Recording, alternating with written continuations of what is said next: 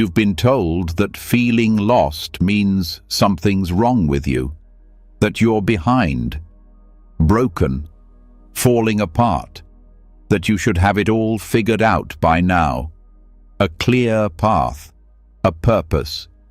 But if that were true, why do even the strongest people feel empty at night? Why do you lie in bed sometimes, staring at the ceiling, mind racing, wondering what the point of it all is? The truth is, feeling lost isn't a failure. It's the first step. The doorway. The crack in the illusion that life is supposed to be perfectly mapped out. Buddhist wisdom doesn't tell you to fix yourself. It shows you how to let go of pressure, of judgment, of the constant need to get somewhere. Tonight, you're not going to push those thoughts away. You're going to see through them.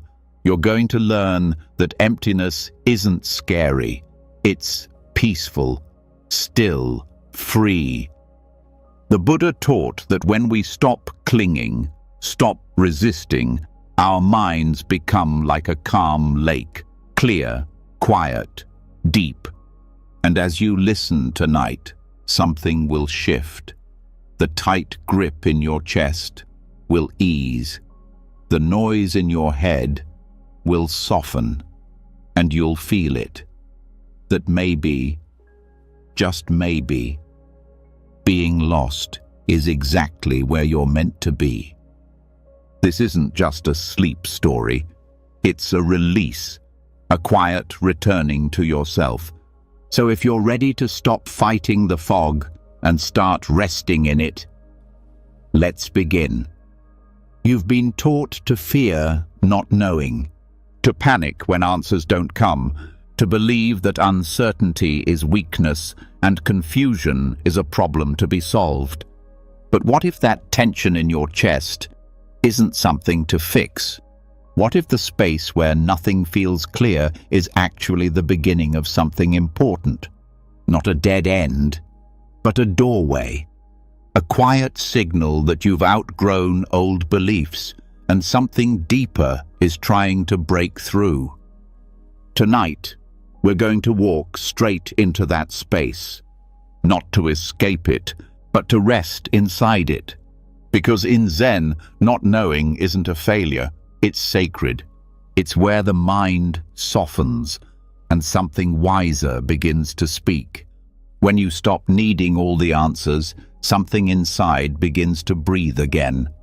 That pressure to always get it right starts to loosen its grip.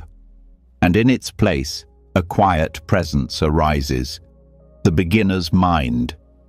In Zen, they call it Shoshin, a state where you are open, curious, and willing to see the world not through the filters of past knowledge, but with fresh eyes.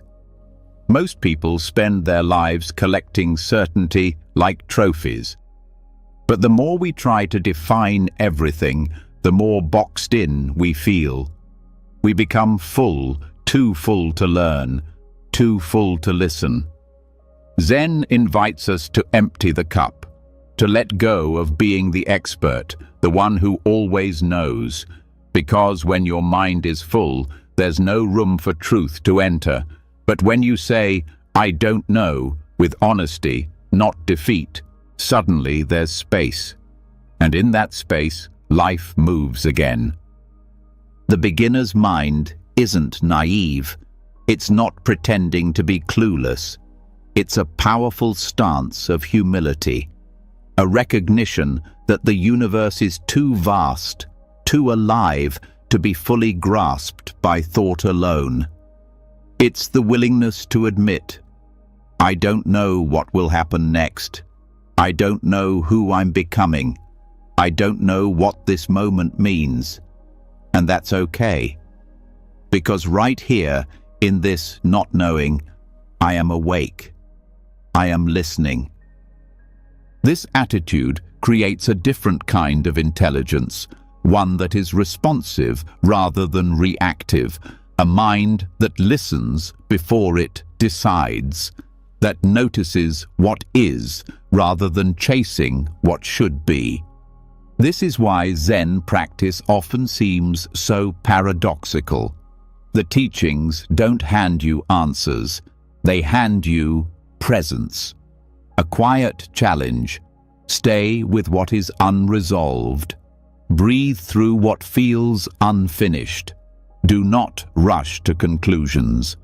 In that space, something ancient stirs. And yet, this can feel so uncomfortable at first. The mind protests. It wants structure, clarity, a map. But in Zen, the map is burned. There's only the step you're taking now. Each moment, a path unfolding under your feet. And strangely, once you accept that you're walking without a map, you begin to see more clearly. Your eyes open wider, your ears become sharper, every detail comes alive because you're no longer looking for something else. You're right here. In beginner's mind, problems shift shape. You stop trying to fix everything and start to observe. What is this anxiety, really? What is this sadness asking for? You start to see how much of your suffering comes not from reality, but from the mind's need to label, solve, and control. The beginner's mind doesn't fight what is, it rests with it. It becomes intimate with it. It studies the storm without trying to change the weather. This way of being isn't passive, it's spacious. And in that space, things evolve naturally.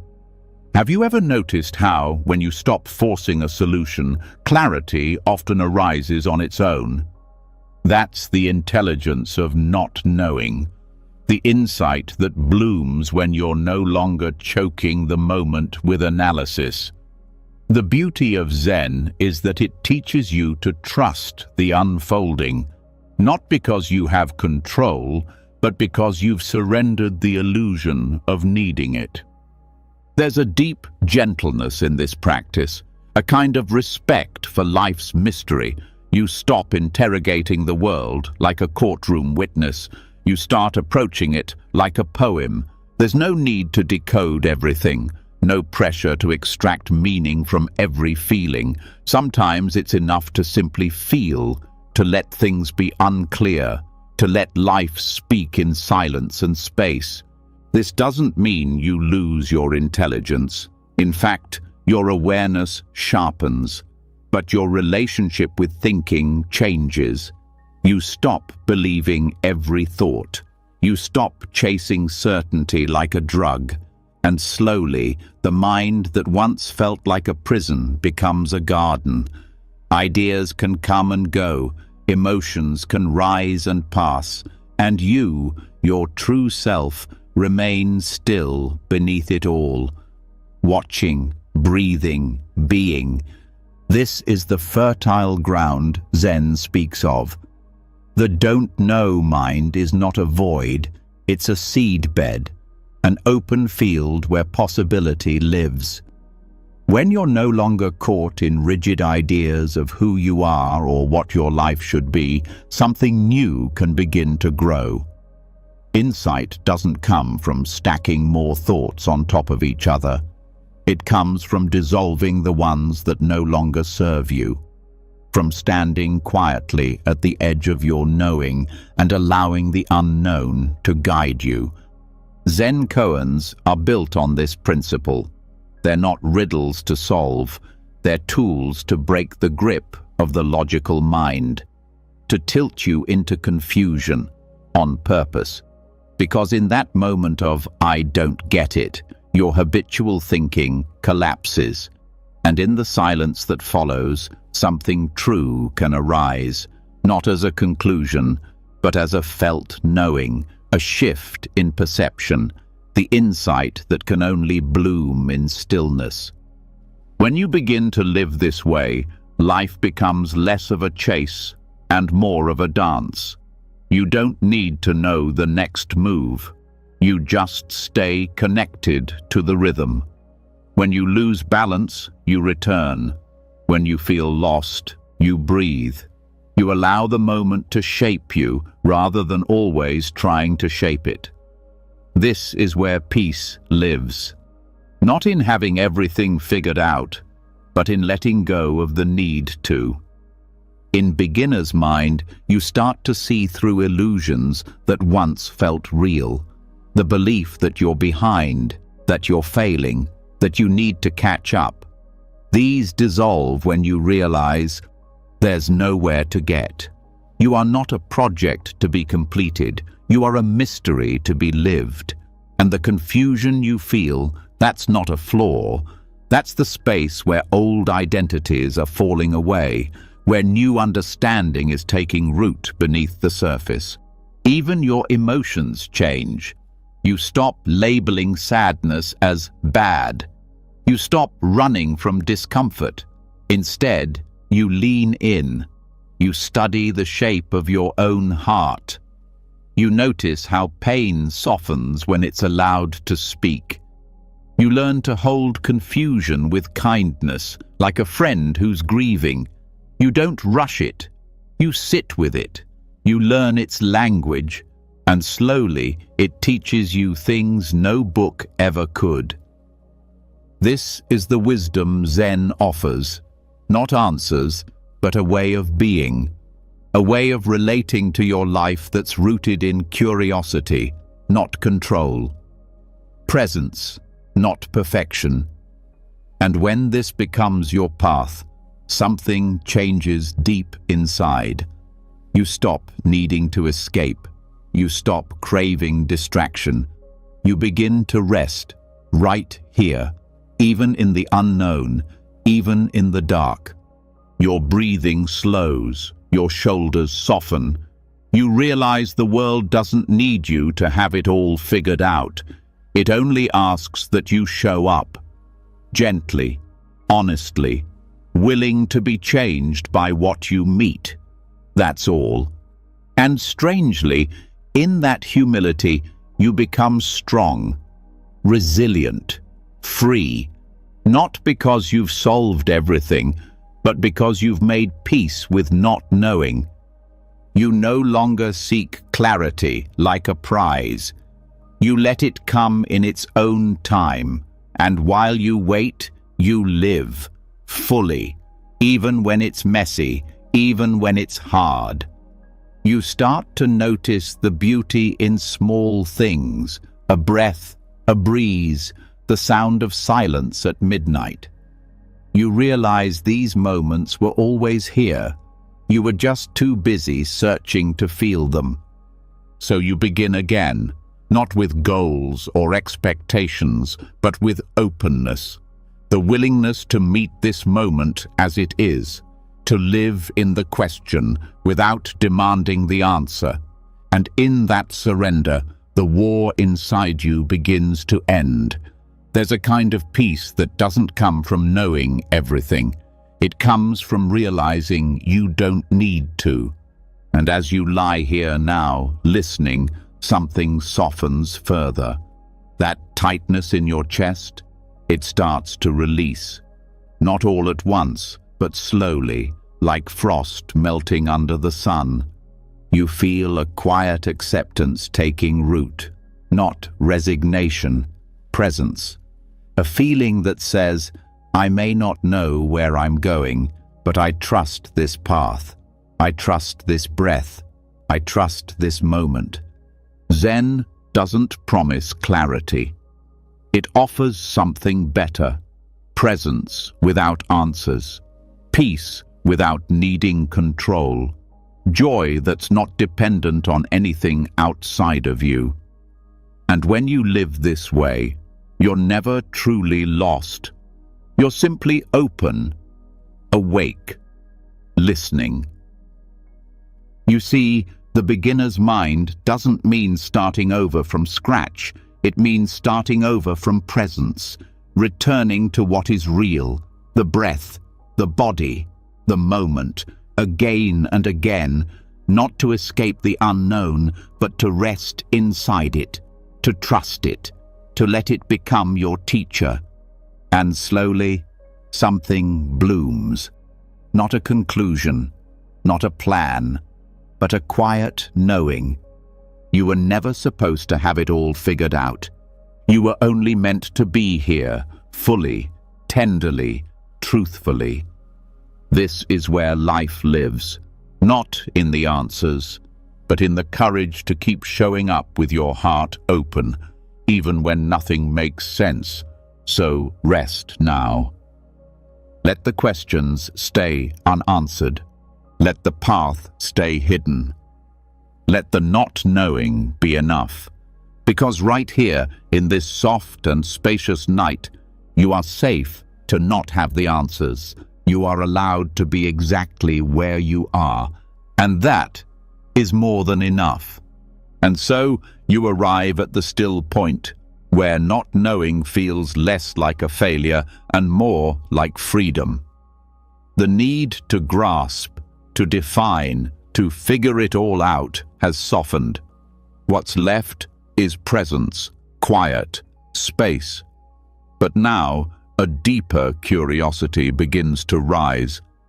If you're no longer chasing clarity, then what is this journey you're on? If feeling lost is not a problem, then what is it pointing you toward? This is where an ancient Zen teaching begins to unfold, one that traces the mysterious path through confusion, discovery, surrender, and awakening. It's called the 10 Bulls, a set of images and verses passed down through centuries of Zen. Not just art, but a mirror for your own inner journey. And whether you're at the start, in the middle, or unknowingly near the end, this parable speaks to you, not through rules or doctrine, but through symbols, silence, and deep recognition. The 10 Bulls do not describe a straight path. They reveal a cycle, a living movement through the layers of the self, peeling back illusions, uncovering truth, and then returning with that truth, not as theory, but as embodiment. This teaching does not separate your spiritual search from your daily life. It shows how every moment, even your lostness, is part of the sacred unfolding. Nothing wasted, nothing out of place. The first bull is absence. The seeker doesn't even know what's missing, only that something feels incomplete. This is the quiet ache that stirs before the journey begins, a feeling of emptiness, not in the spiritual sense, but in the restless, searching kind. You might feel it as disconnection, a dull anxiety that life is happening somewhere else, and you're just going through the motions.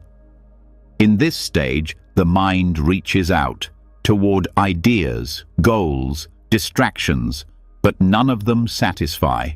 This is not a failure. This is the seed of awakening. You're beginning to sense that the world you've built is not the whole story. Then comes the footprint, the trace of something real. Not yet a clear path, but a sign, a moment that breaks through your ordinary awareness. It might come in stillness, or crisis, or joy that doesn't make sense. Something deeper stirs. You sense there is a truth beneath the surface of things, but it slips away when you try to grasp it.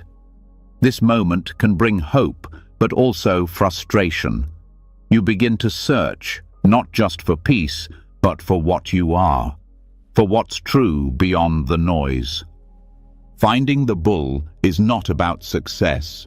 It's about recognition, a glimpse of your own mind, unfiltered. You see, even for a moment, what drives your suffering. You see how thoughts pull you, how emotions twist you, how desire and fear dance inside you. But rather than turning away, you begin to watch. You realize you are not the thoughts.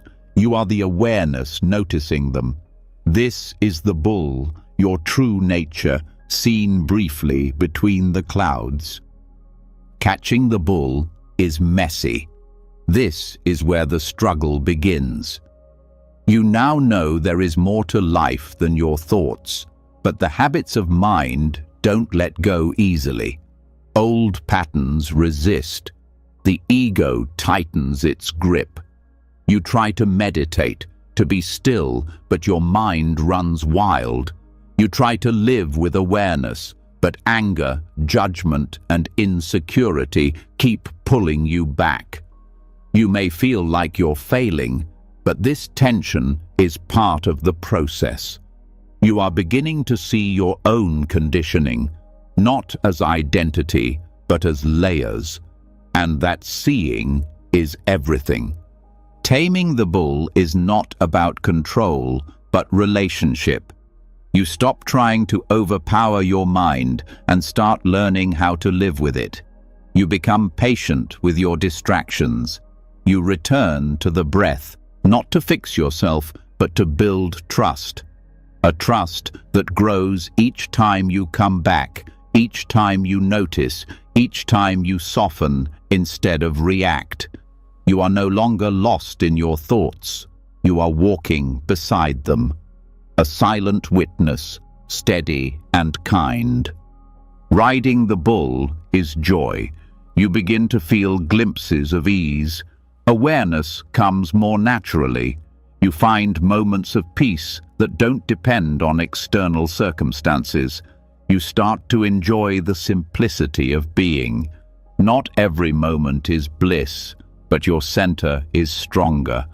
You are less shaken by the highs and lows. There is a quiet confidence, not ego, but presence. Life feels less like a battle and more like a dance. You are no longer seeking peace. You are beginning to live it. The bull disappears. This moment can be startling. The self you were trying to awaken is gone. There is no longer a division between seeker and sought. What's left is awareness itself, clear, empty, awake. There are no fireworks here, no grand enlightenment, just a simplicity that is so total it can be hard to explain. You realize that all your efforts to reach truth were only necessary to exhaust the effort itself. What you were looking for was always here, but now you finally see it. The self disappears. The separation between you and life dissolves. No more observer and observed. Only this. Only now. This can feel like floating in space.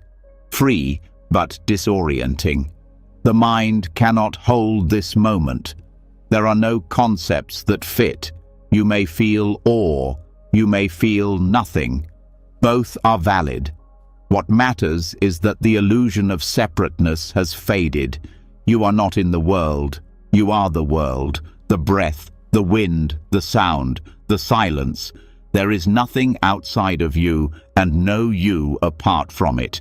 Returning to the source means returning to the ordinary. But everything is different. You chop wood, carry water, but now there is clarity. No need to seek, no need to name. You eat when hungry, sleep when tired, but your presence is total. You are not trying to be spiritual. You are simply alive, fully, deeply, gently. This is the stage where wisdom becomes invisible. There is no performance, just truth, walking through the world in soft footsteps. Entering the marketplace with open hands is the final return. You do not retreat from the world, you move into it. But now you bring something rare, freedom that needs nothing. You are no longer here to teach or fix or prove. You are here to love, to serve, to embody stillness in motion. You move through crowds with quiet eyes. You speak from the heart. You smile without reason. And in your presence, others feel something shift, not because of what you say, but because of what you are, spacious, present, whole. This entire journey is not about achieving anything. It's about seeing through everything that kept you from what already is. The 10 bulls do not take you somewhere else.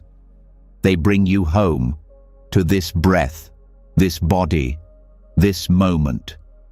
And they remind you, even your confusion was sacred. Even your wandering was the path. Every lost step, every doubt, every question was part of your unfolding. This teaching reveals that awakening is not a single moment, but a rhythm, a spiral. You will lose the bull again. You will forget. You will fall back into ego, reactivity, distraction. But now you know the way back. You've seen the trace, you've touched the truth, and it never leaves you. Even when your mind is clouded, your heart remembers. Even when you feel alone, something inside is quietly steady. You learn that every stage is valuable, that there is no superior place to stand. Whether you're glimpsing the bull for the first time or walking back into the world with open hands, you are living the Dharma. There is no rush, no timeline, only the invitation to stay close to your own experience, to let it unfold with trust and curiosity. Zen doesn't ask you to believe, it asks you to look, to see for yourself. And what you see may change everything. Because once you've tasted presence, even for a breath, you know there's something deeper than fear, deeper than identity, deeper than all the thoughts that cloud your sleep. The 10 bulls aren't just a map of spiritual awakening. They're a reminder that even when you don't know where you are not off course. Even when you feel like nothing makes sense, you are still on the path. Confusion is not the opposite of truth. It's often the doorway to it. So when you feel lost, again, don't panic. Breathe, watch, listen. The bull is always near, sometimes hidden, sometimes running wild, sometimes sitting quietly beside you, waiting to be seen. Let this be your practice, not to chase it, but to notice, to stay with yourself gently, to live each moment as if it contains the whole truth, because it does. There is nothing more to seek, nothing more to fix, only this, the breath, the presence, the silence that holds it all. And within that silence, you are already home. So much of what shapes your life never began with you. Thoughts arise, emotions stir, decisions get made. And yet, sometimes it all feels foreign, as if you're reacting from a place you can't name. Even after catching glimpses of clarity, even after returning to presence, the pull of old habits remains. You notice that certain patterns repeat themselves, no matter how awake you try to be. Something deeper is at play, something older than memory, yet alive in every choice. This is where we turn toward the Yogacara understanding of the mind, not to escape responsibility, but to finally see what has been quietly shaping you from the inside out. In Yogacara philosophy, the mind is not just a stream of passing thoughts. It's a layered field where every experience, every perception, action, intention plants a seed. These seeds, called bija, don't disappear. They settle into the depths of consciousness, stored in what's known as the alaya vijnana, the storehouse mind. Long after the event is over, the seed remains. It waits, conditions come together and it sprouts again. Sometimes as a thought, sometimes as a mood, sometimes as a full-blown identity you didn't even know you were carrying. This teaching does not blame, it illuminates. It says, what you're feeling today may be the fruit of something planted long ago, by you or even before you. The anxiety, the self-doubt, the restlessness may not be personal flaws, but ripples from unseen causes. The path to freedom, then, isn't just trying to control the surface. It's about seeing into the roots, understanding what seeds are present in your mind and how they're being watered. Every reaction has a seed behind it, the sharp word that slips out when you're tired, the fear that tightens your chest in moments of uncertainty, the urge to compare, to prove, to run. These responses didn't appear from nowhere. They've been conditioned by repetition, by culture, by the small and large traumas of life. And unless these seeds are seen, they keep growing, not because you're failing, but because you're unaware. But here's the most important part. Seeds are not fixed. They don't define you. They respond to care, to attention.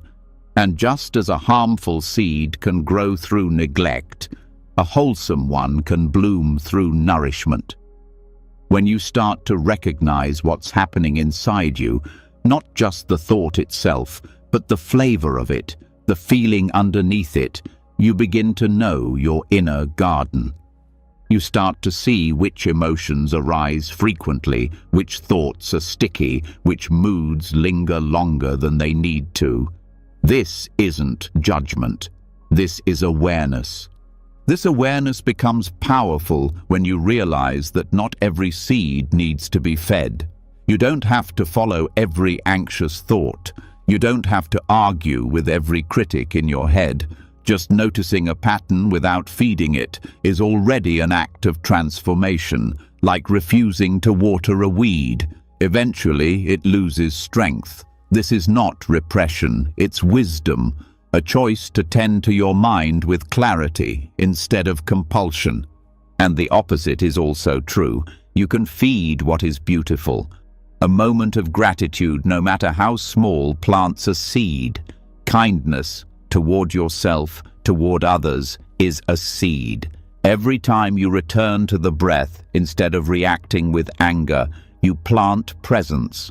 When you forgive, when you speak truthfully, when you pause before reacting, you're creating conditions for different outcomes. Even if it doesn't feel dramatic, it matters. Seeds are quiet, but they grow. Over time, this becomes a discipline of inner care. You watch your mind not as a judge, but as a gardener. You start to learn the weather patterns inside you, which thoughts appear on cloudy days, which emotions signal old wounds. You stop being surprised by your reactions and instead become curious. You create space, and in that space, freedom starts to grow. Yogacara also teaches that seeds influence perception itself. You don't just see the world as it is, you see it through the filter of your stored impressions. Two people can witness the same event and have completely different experiences. Why? Because their minds are seeded differently. This means your sense of truth is often a reflection of your conditioning, not an absolute reality. Recognizing this breaks down the rigid grip of your opinions. It humbles you, and it opens you to compassion for yourself and for others who carry different seeds. Understanding this shifts the way you deal with conflict. Instead of fighting over who is right, you begin to wonder what seeds are shaping this person's perception. You ask what unseen pain might be driving their actions. You stop expecting people to behave as if they share your history. This doesn't mean accepting harm, it means seeing clearly. responding from wisdom, not reaction. This teaching also brings a new lens to your suffering. The feelings that overwhelm you, the moods that trap you, they are not you. They are seeds sprouting in the conditions of this moment. When you identify with them, you suffer. But when you recognize them as temporary formations, you create space. You become less entangled. You can feel deeply without drowning. One of the most healing aspects of this view is that it allows you to hold your past with compassion. Maybe you look back and wonder why you acted the way you did, why certain choices keep repeating, why change is so hard. The answer, at least in part, lies in the seeds, some planted when you were young, some inherited from generations before you. When you understand this, you stop blaming yourself for the momentum you were born into. You stop expecting instant change, and you start working gently, patiently, from the roots. This doesn't mean surrendering to fate. It means recognizing the scope of transformation. That real change doesn't just happen at the surface level. It happens deep in the storehouse, through repetition, through care, through presence. Each time you choose patience over anger, honesty over avoidance, stillness over distraction, you are altering the seedbed of your future, slowly but surely. Meditation in this tradition becomes more than just relaxation. It's a way of accessing the storehouse. When you sit quietly and observe your thoughts, your emotional patterns, your mental habits, you are facing the seeds directly. You begin to recognize which ones arise most often, which ones come without invitation, and which ones you've been feeding without knowing. This is where real spiritual work happens, not in escaping thoughts, but in studying them. You begin to know which inner voices come from old wounds, which fears were passed down from parents, from culture, from history, and once seen, they lose some of their grip, not instantly, but gradually, as if the light of your attention softens their roots. This is not easy work. It requires honesty, patience, gentleness. But over time, you start to feel less controlled by your mind. You become more responsive, less reactive, and your suffering becomes a teacher, not a punishment.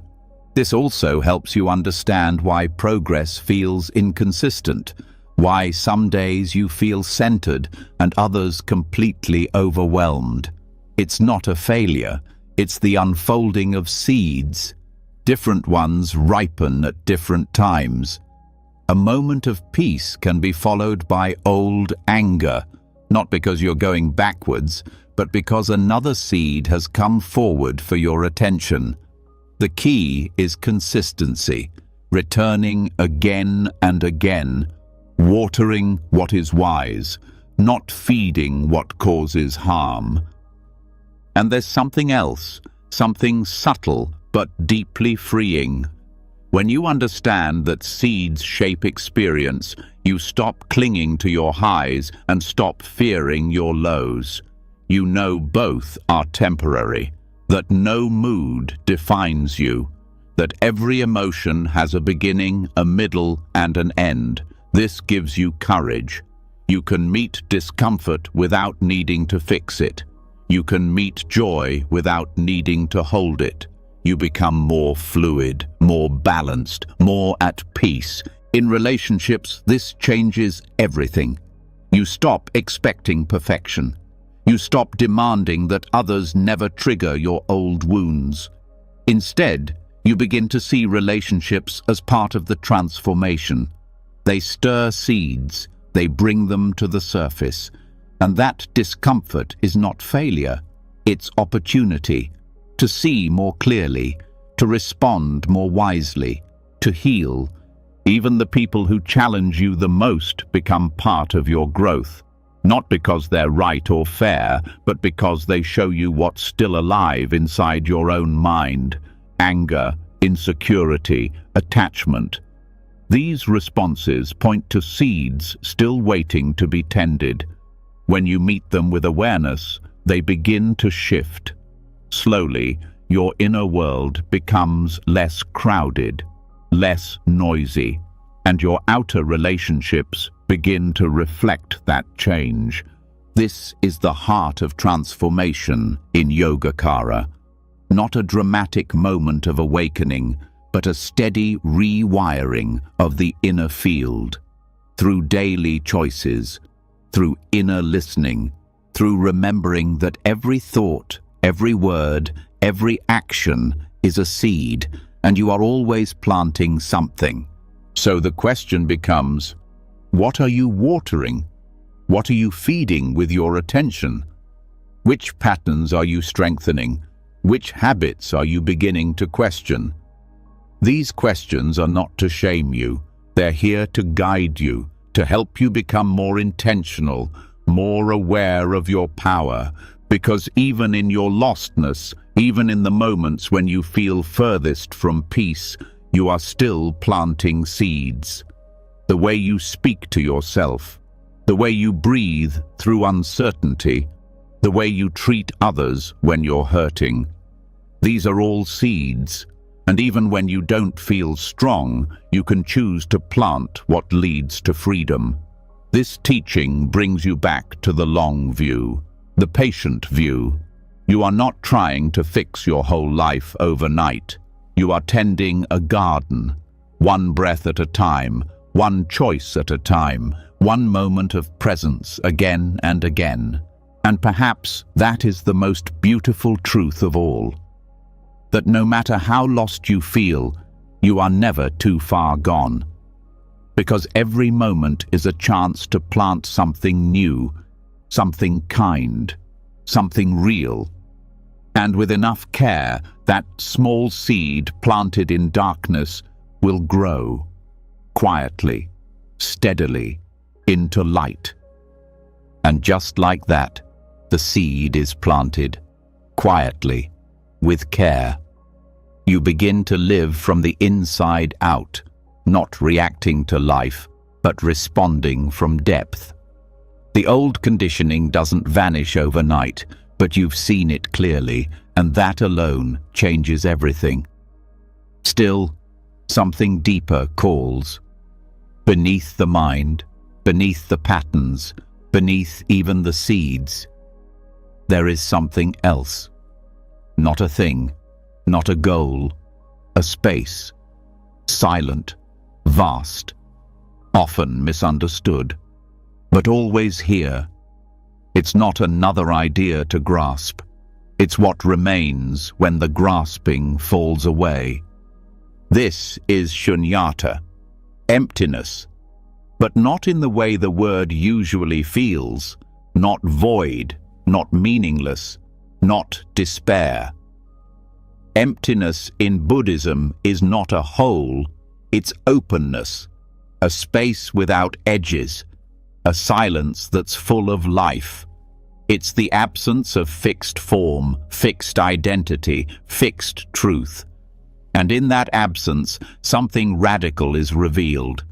You were never as solid as you thought. Nothing was. This realization is not meant to destroy meaning. It's meant to dissolve illusion. The illusion that things exist independently, permanently, from their own side. The belief that you are a fixed entity moving through a stable world. When you really begin to see this, the grip loosens. The stories, the roles, the labels, they start to float. And in their place, something softer arises. Presence, not defined, not explained, just known by its quiet. Many people fear emptiness because they think it erases the value of life. But that fear only comes from misunderstanding.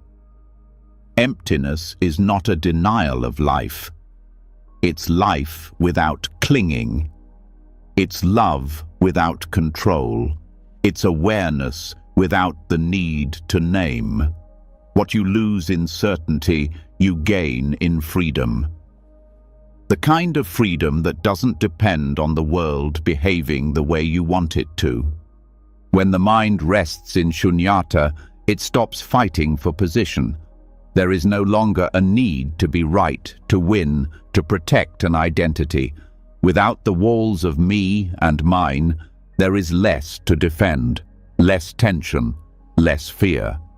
You begin to meet each moment not with conclusions, but with openness, not trying to hold anything still, just being with what is. And in that space, compassion deepens, because without a fixed sense of self, the boundary between you and others becomes thinner. Their pain is not separate. Their joy touches you more easily. Empathy is no longer an effort. It becomes the natural response of an unguarded heart. Emptiness doesn't make you cold, it makes you tender. Because you are no longer trying to be anything, you are simply here. This experience is not always dramatic. Often it's subtle. A shift in how you see, a softening in how you listen, a moment where the usual sense of separation fades and what's left is just presence. No label, no inner commentary, just the unfolding of experience, moment to moment, without a center, without resistance. Even suffering changes in this space. Pain still arises, of course it does, but it doesn't stick in the same way. Without a solid self to cling to it, pain becomes sensation, experience. Something to meet with care, but not something to become. This isn't denial, it's clarity, a quiet clarity that lets the heart stay open, even in grief, even in loss. And the same is true for joy. You don't need to possess it to feel it fully. You don't need to fear its ending. Joy, too, is empty. Not in a hollow way, but in a free way. It comes, it goes. You bow to it without needing it to stay. And in doing so, you are no longer a hostage to conditions. You are free to love what is, as it is. This freedom can be disorienting at first. The mind wants something to hold, a belief, a purpose, a structure. But shunyata is not nihilism. It doesn't say nothing matters. It says nothing is fixed.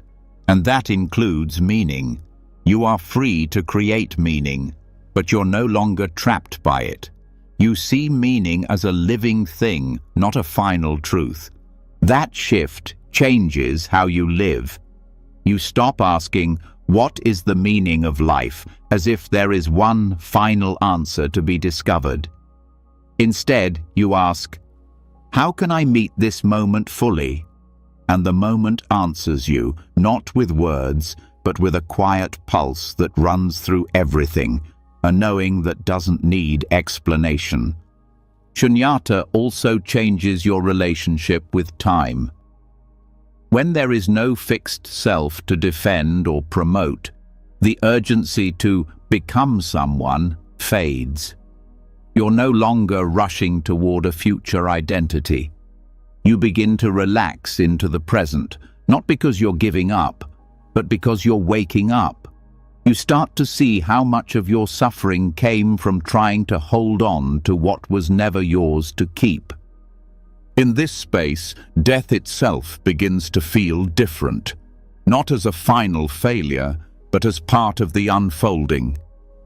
The ego fears death because it believes it is the end. But shunyata reveals that what you are has no fixed beginning or end. What dies is the story. What remains is the space where all stories begin and dissolve.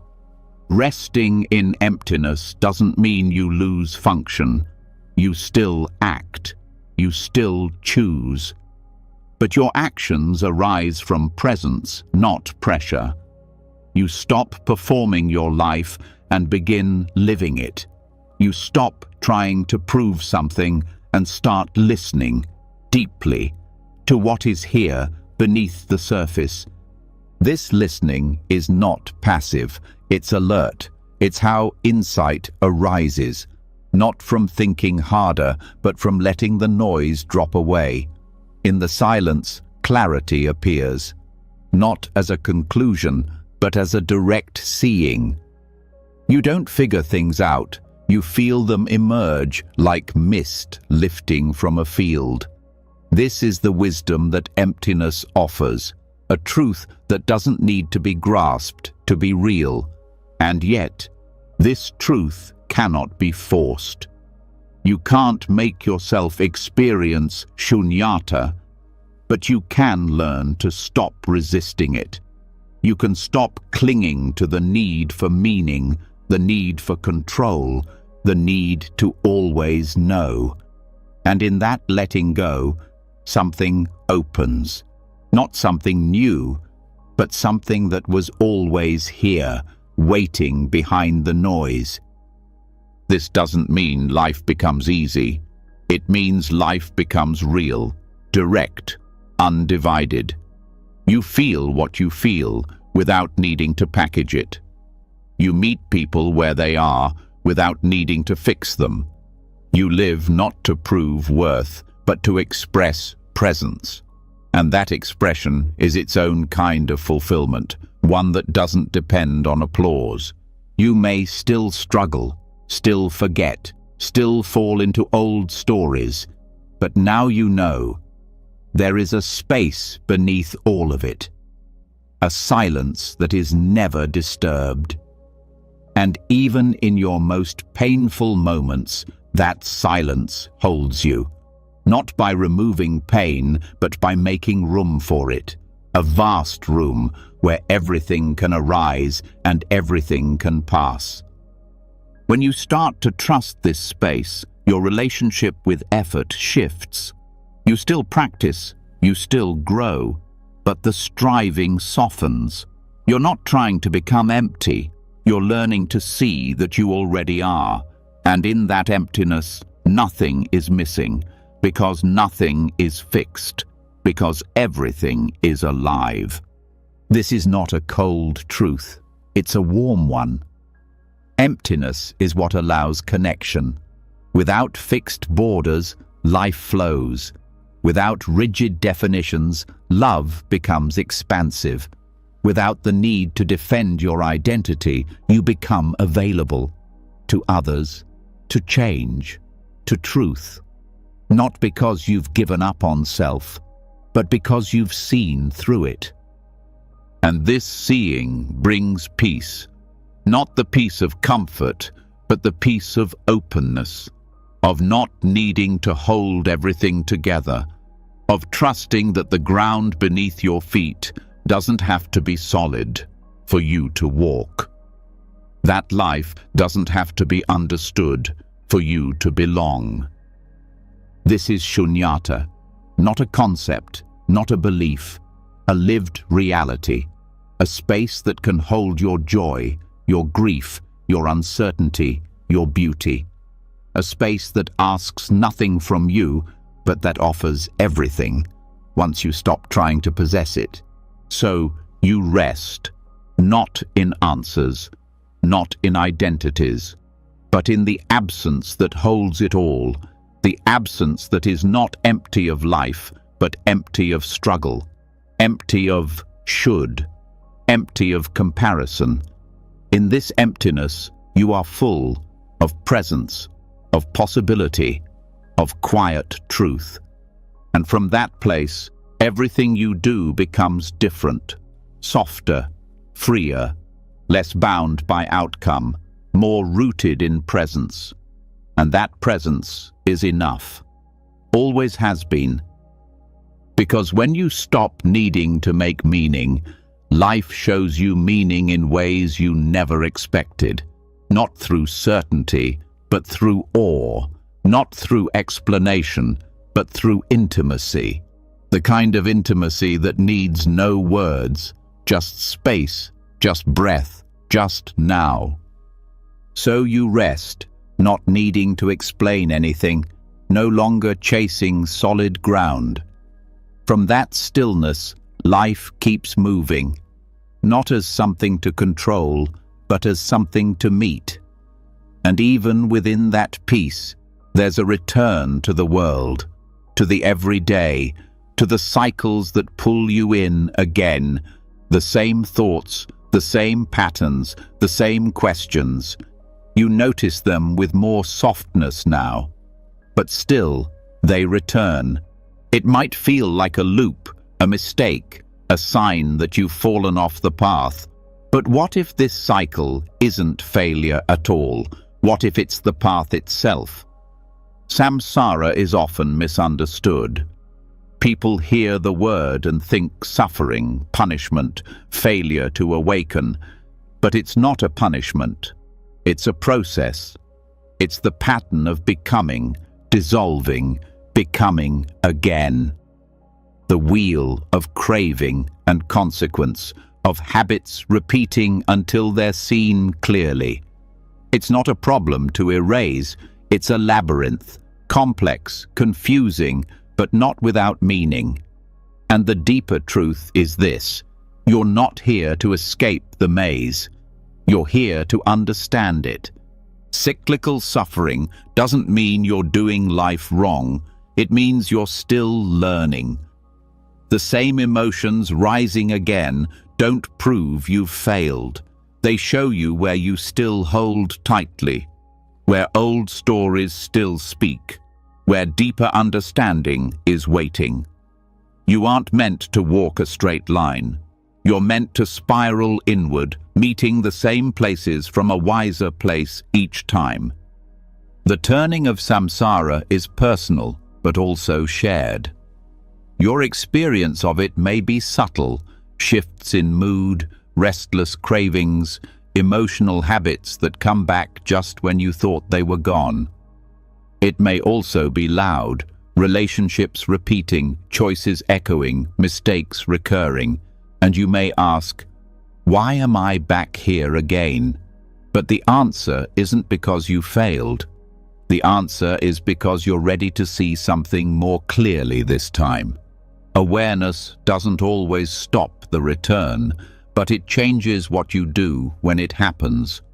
In Buddhist thought, samsara isn't just external reality, it's the projection of an inner landscape. It's how we interpret experience through grasping, aversion, and delusion. These aren't sins, they're misunderstandings. You grasp what you think will make you whole. You push away what you fear will hurt you. You forget the emptiness of it all and try to make it solid. And this is how the cycle keeps turning. But there's wisdom even in that. Because over time, the very things that cause pain also become your teachers. The pattern shows itself not to punish, but to invite attention. And as you bring presence to each loop, something loosens, maybe just a little, maybe not all at once, but a shift happens. You catch the craving before it turns into clinging. You feel the anger without letting it define your actions. You notice the fear, but choose to stay open anyway. In this way, samsara becomes a teacher, not because it's gentle, but because it's honest. It reflects you to yourself again and again until you see through the illusion. The pattern isn't random, it's precise. Every moment arrives shaped by the seeds you've planted, the conditions you've created, and this includes the conditions you're no longer fueling, the ones you've begun to outgrow. The wheel doesn't turn forever in the same way. It shifts with your attention. This makes your practice not just about stopping pain, but about seeing pain clearly. You begin to understand your suffering as feedback, not punishment. It tells you where you're still holding on, where you've believed something false, where you've turned away from your own wisdom. You don't need to fight this. You need to listen, because hidden in the confusion is the clue, the thread, the path. The maze becomes less threatening when you stop expecting a straight exit, when you learn to sit down right where you are and study the walls, the echo, the rhythm. Samsara doesn't require panic. It asks for presence, a willingness to be where you are, even when it's messy, especially then, because that's when the most subtle insights come. These insights are rarely loud. They arrive as shifts in how you respond. The craving arises and you pause. The thought repeats and you don't believe it. The feeling floods your chest and you meet it with breath instead of blame. These moments may seem small, but they are everything. Each one turns the wheel in a new direction. Each one creates space, and in that space, the cycle begins to dissolve. The idea isn't to escape life. The idea is to live with more clarity, to stop spinning from reaction and begin moving with intention. This doesn't mean you never suffer. It means suffering no longer defines you. You don't build your identity on it. You don't let it drag you blindly. You walk with it. And sometimes you walk beyond it. Samsara is vast because it reflects everything, not just pain, but joy too. And even joy can become a loop when it's clung to, when it becomes another form of grasping. That's why even beauty must be met with balance, with awareness. You enjoy the moment, but you don't try to freeze it. You let the joy rise and fall like the breath, full and then empty again. Nothing to hold. This is what softens the edge of repetition. When you stop expecting things to stay the same, you suffer less when they change. When you stop believing the story of again, you start to see now. And in now, nothing is repeating. Even the same thoughts, the same emotions, they're never truly identical. They are new waves on a familiar shore. What's different is how you greet them. This greeting becomes your practice. You stop asking, "Why is this happening again?" and instead ask, "How can I meet this freshly?" And that changes everything. Because in samsara, it's not what happens that matters most, it's how you relate to it. The moment you stop reacting in the old way, you create a gap, and in that gap, insight is born. The insight may be wordless. It may not arrive as understanding. It may simply be peace. The sense that you no longer have to fix anything. You're here. You're breathing. You're witnessing the wheel turn, but you're not trapped inside it. You're aware of the movement without being moved by it. That's liberation, not escape, but intimacy with what is. Samsara, seen this way, becomes less of a prison and more of a mirror. It shows you what you haven't fully met yet, where you still resist, where you still forget your own nature. And that forgetfulness is not wrong. It's part of the unfolding. The forgetting leads you to the remembering. The falling leads you to the rising. Nothing is wasted.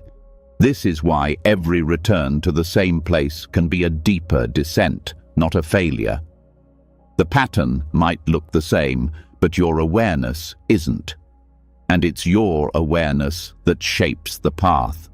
The more you see, the less you react. The less you react, the more you rest.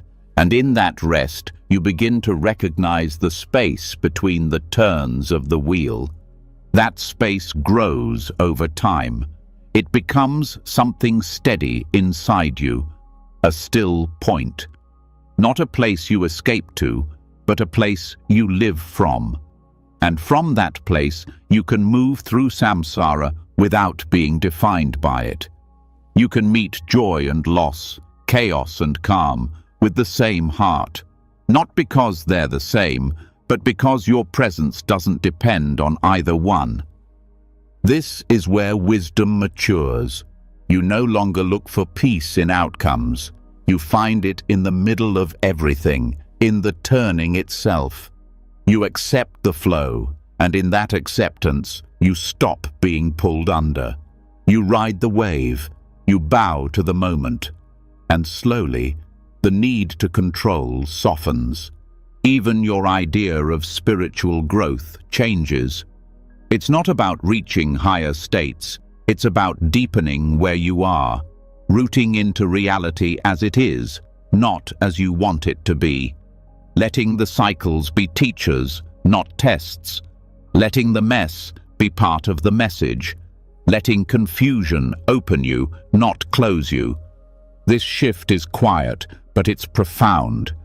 Because now, even your most tangled moments have meaning. Not because they're pleasant, but because they're part of the path. Every loop has something to teach you. Every return shows you a place where compassion can grow deeper, where presence can take root. And the deeper you go, the more you begin to see that samsara and nirvana are not two separate places. They're two ways of seeing the same world.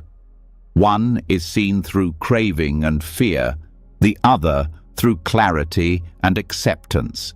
The outer world doesn't change, but your relationship to it does, and that changes everything. You start to live differently, less urgency, less comparison, more space, more care. You stop trying to get somewhere, and instead you arrive, again and again, fully, even in discomfort, even in doubt. You let life shape you without distorting you. You let the path take time, because it's not a race, it's a return, over and over, until even the return feels like home. And when you fall again, and you will, you fall with awareness. You fall more gently. You don't spiral into shame. You touch the ground, breathe, and rise. Because now you know, the labyrinth is not a mistake, it's a mirror, and the path through it is made by how you walk it, with presence, with honesty, with a heart willing to stay, not to escape, not to win, but to understand. And through that understanding, to be free. You begin to see that even the return holds wisdom, that each turn through the labyrinth is a call to look more closely, not to escape. Nothing is wasted, not even the pain, especially not the pain. Because in the moments you try hardest to resist, to run, to hide, something old appears, something many have met before you, that voice, that pressure, that doubt, the one that shows up not to comfort, but to challenge. In Buddhist tradition, this presence has a name, not to blame, but to recognize, Mara, often misunderstood as evil, as the enemy. But what if Mara isn't just here to tempt or destroy? What if Mara is the mirror you've been avoiding? Mara appears in many forms, not always dramatic, sometimes as boredom, as self-pity, as the thought that you'll never be enough, sometimes as ambition dressed in spiritual language, other times as the voice that says you've already failed, so why bother continuing? Mara doesn't need horns or fire. Mara uses your own mind, doubt, desire, fear, fatigue. each one a thread he weaves into your thoughts until they feel like truth. But they are not truth. They are invitations, not pleasant ones, but necessary. The Buddha didn't conquer Mara by force. He didn't banish him with violence. He did something more radical. He saw him, named him, and stayed. Over and over Mara would appear, trying to push the Buddha off his seat under the Bodhi tree. And each time the Buddha would simply say, "I see you, Mara." No fear, no fight, just awareness. And Mara would vanish, not because he was destroyed, but because he was no longer hidden. This is the key. Mara operates in shadows, in avoidance, in the stories you don't want to question. The more you run, the stronger he seems. But when you turn toward him, without panic, without judgment, his shape begins to dissolve, because Mara thrives on unconsciousness. He feeds on unexamined beliefs. Once you bring light to them, they lose their grip, not instantly, not easily, but steadily. Recognizing Mara in your life begins with honesty, noticing when thoughts turn heavy, urgent, sharp, when fear begins to dictate your choices, when your mind whispers that you're alone, unloved, incapable. These moments aren't random. They're thresholds, points of testing, yes, but also of revelation. Mara doesn't appear to end your path. He appears at the edge of growth, right when you're about to let go of something old. Many people think the spiritual journey is about peace and light, but often the doorway to truth is guarded by discomfort. Mara is that discomfort. The doubt that comes right before you step into a new way of being. The temptation to return to what's familiar, even if it hurts. The urge to numb, to blame, to quit. Not because you're weak, but because something inside you is being confronted, and it doesn't want to change. But change doesn't come from force. It comes from clarity. From sitting with your confusion instead of trying to silence it. From meeting your resistance not with shame, but with curiosity. What is this thought protecting? What part of me still believes I am not enough? What would happen if I didn't believe this voice? Mara's greatest trick is making you identify with your lowest moments, making you believe the doubt is yours, that the anger is who you are, that the fear means you should stop. But when you begin to observe instead of merge, something powerful happens. You create space. You begin to see that the voice is just a voice, that thoughts can arise without your agreement, and in that gap, something else becomes possible. This is where Mara becomes a teacher, not because he offers wisdom, but because he reveals your unhealed places, the sharp corners of the self still built on fear, the identities still defended by ego. He doesn't offer compassion, but he shows you where compassion is needed. He doesn't offer truth, but he shows you what lies you still believe. And in this, Mara becomes essential. Not as a friend, but as a mirror. Without him, you might never stop to look so deeply. You might think your surface peace was enough. But Mara brings you down into the roots, into the places where awakening must reach to be real, not just on the cushion, but in your life, in the moments when love feels risky, when forgiveness feels impossible, when patience feels too slow. Mara teaches through disruption, through the thoughts that shake you, through the feelings you don't want to feel, but his presence means something is alive in you. Something is shifting. If there were nothing to awaken, Mara would have no reason to come. The more devoted you are to truth, the more subtle his forms may become. He's not always loud. Sometimes he appears as fatigue when you sit to meditate. Sometimes as a feeling that your practice isn't doing anything. Sometimes as the thought that others are further ahead and you'll never catch up. All of these are lies. Not because the feelings aren't real, but because the conclusions they lead you to are incomplete. Mara offers shortcuts, escapes. He tells you comfort is better than growth. That safety is better than honesty. That distraction is better than presence. And when you're tired, those offers sound good. But if you listen closely, you'll notice something hollow in them, something that doesn't satisfy. That's the clue.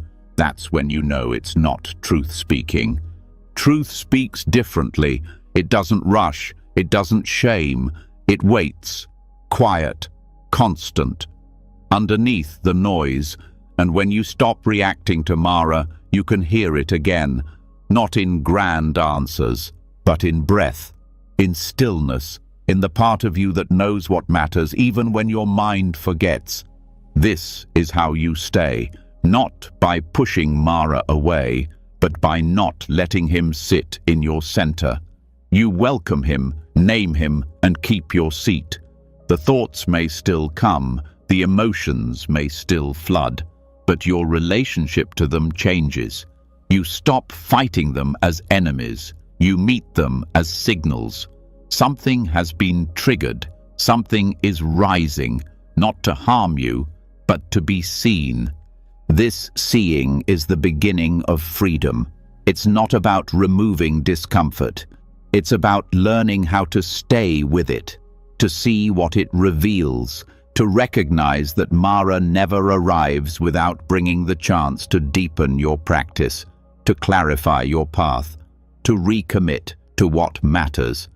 Mara may whisper, "This is too hard." He may offer 1,000 reasons to quit, but you don't have to believe him. You can bow to him with kindness and stay seated. The storm may rage, the mind may twist, but your awareness can remain open. That's how the Buddha responded, not with force, but with presence. And this is what you're cultivating. Not just peace, but strength. Not just insight, but resilience. The ability to face what scares you without running. The courage to stay when it would be easier to escape. The wisdom to know that even your darkest moments are part of the path. Not detours, not failures, but necessary ground. This is not easy. It asks more of you than you think you have. But that's where the gift lies. Because each time you meet Mara and stay, you discover something new in yourself. Something that was always there, waiting to be uncovered by your refusal to look away. And slowly, something shifts. Mara becomes less terrifying. Not because he disappears, but because you stop confusing him with truth. You stop giving him the final word. He may still visit, but you no longer offer him your identity. You see him as part of the process, a shadow at the doorway. And instead of shutting the door, you breathe and walk through. In this way, every encounter with fear becomes a reminder of your capacity. Every temptation to turn back becomes a chance to deepen your trust. Every voice that tells you you're not ready becomes an opportunity to say, "Maybe I am." Not because you feel confident, but because you're willing to find out. You don't need to be fearless to face Mara. You need only be willing. Willing to look, to listen, to stay. To keep your heart open when it would be easier to close, to keep your breath steady when the thoughts spiral, to say again and again, "I see you, but I will not follow."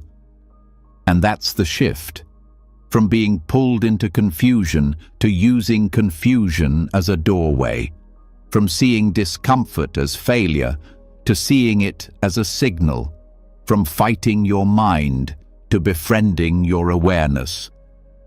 Mara doesn't disappear forever, but his power fades when you stop giving him your trust. So when he returns, and he will, you can meet him differently, with steadiness, with compassion, with the quiet strength that says, "You are not my enemy, you are my mirror, and I will use what you reveal, not to turn away from myself, but to turn more fully toward truth." This is the teaching hidden in darkness, that your deepest confusion is not the end. It is the place where awakening begins, not because you rise above it, but because you enter it fully with eyes open. And in that brave seeing, Mara loses his throne, not through defeat, but through your refusal to abandon yourself.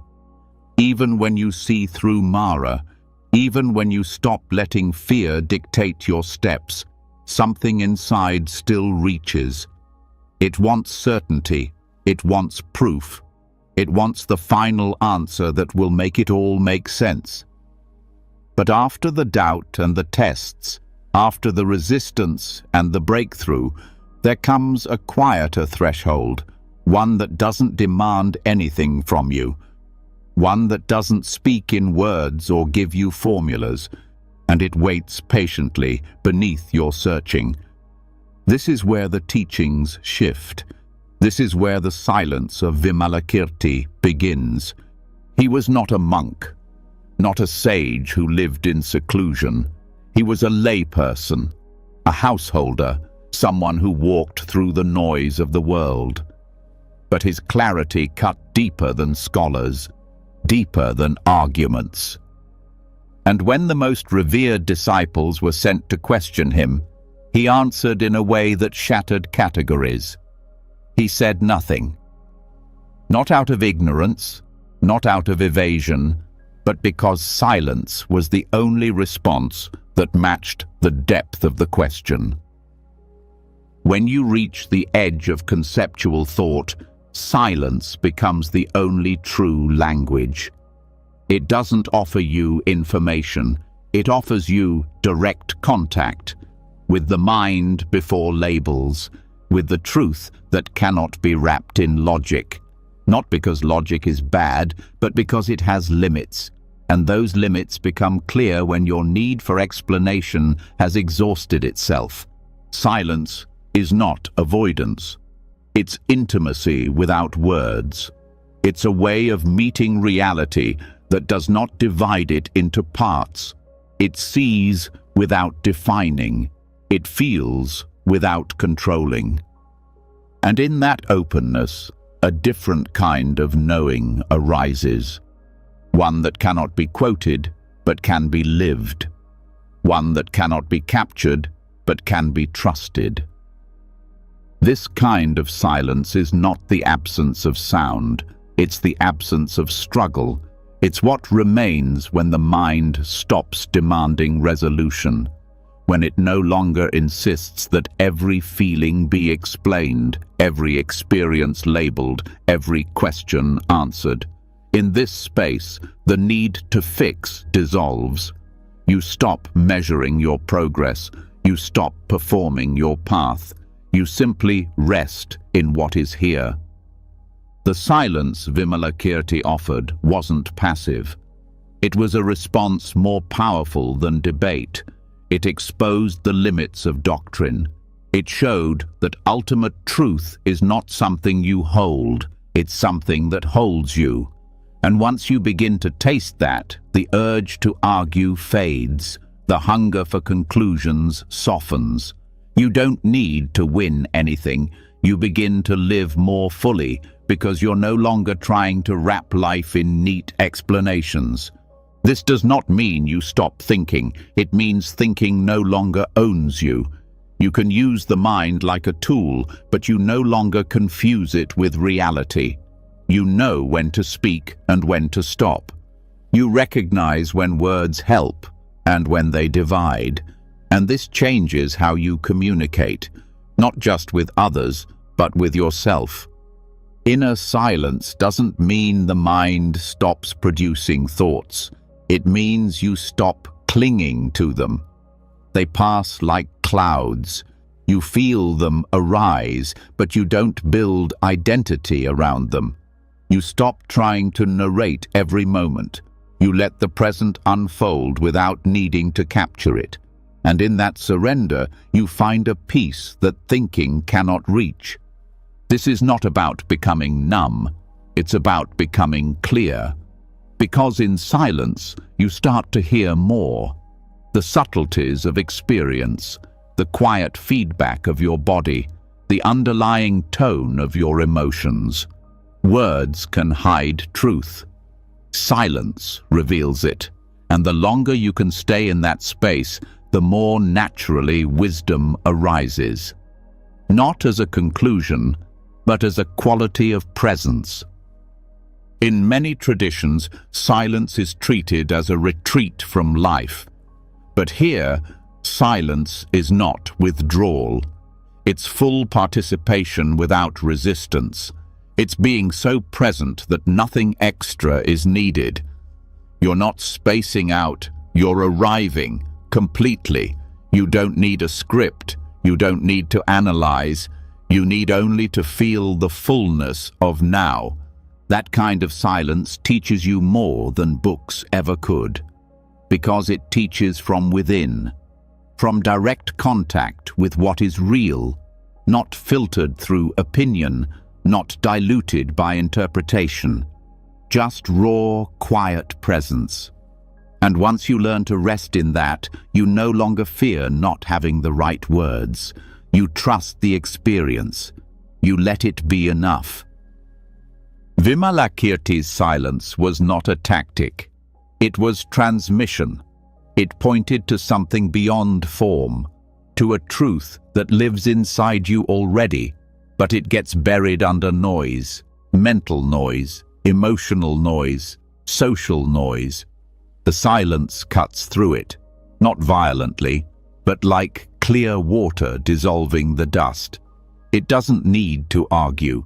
It simply shines, and that shining touches others. You begin to notice how your presence affects the world more than your ideas, how the energy you carry matters more than what you say. You learn to speak less and mean more. You learn to listen with your whole being, not just your ears.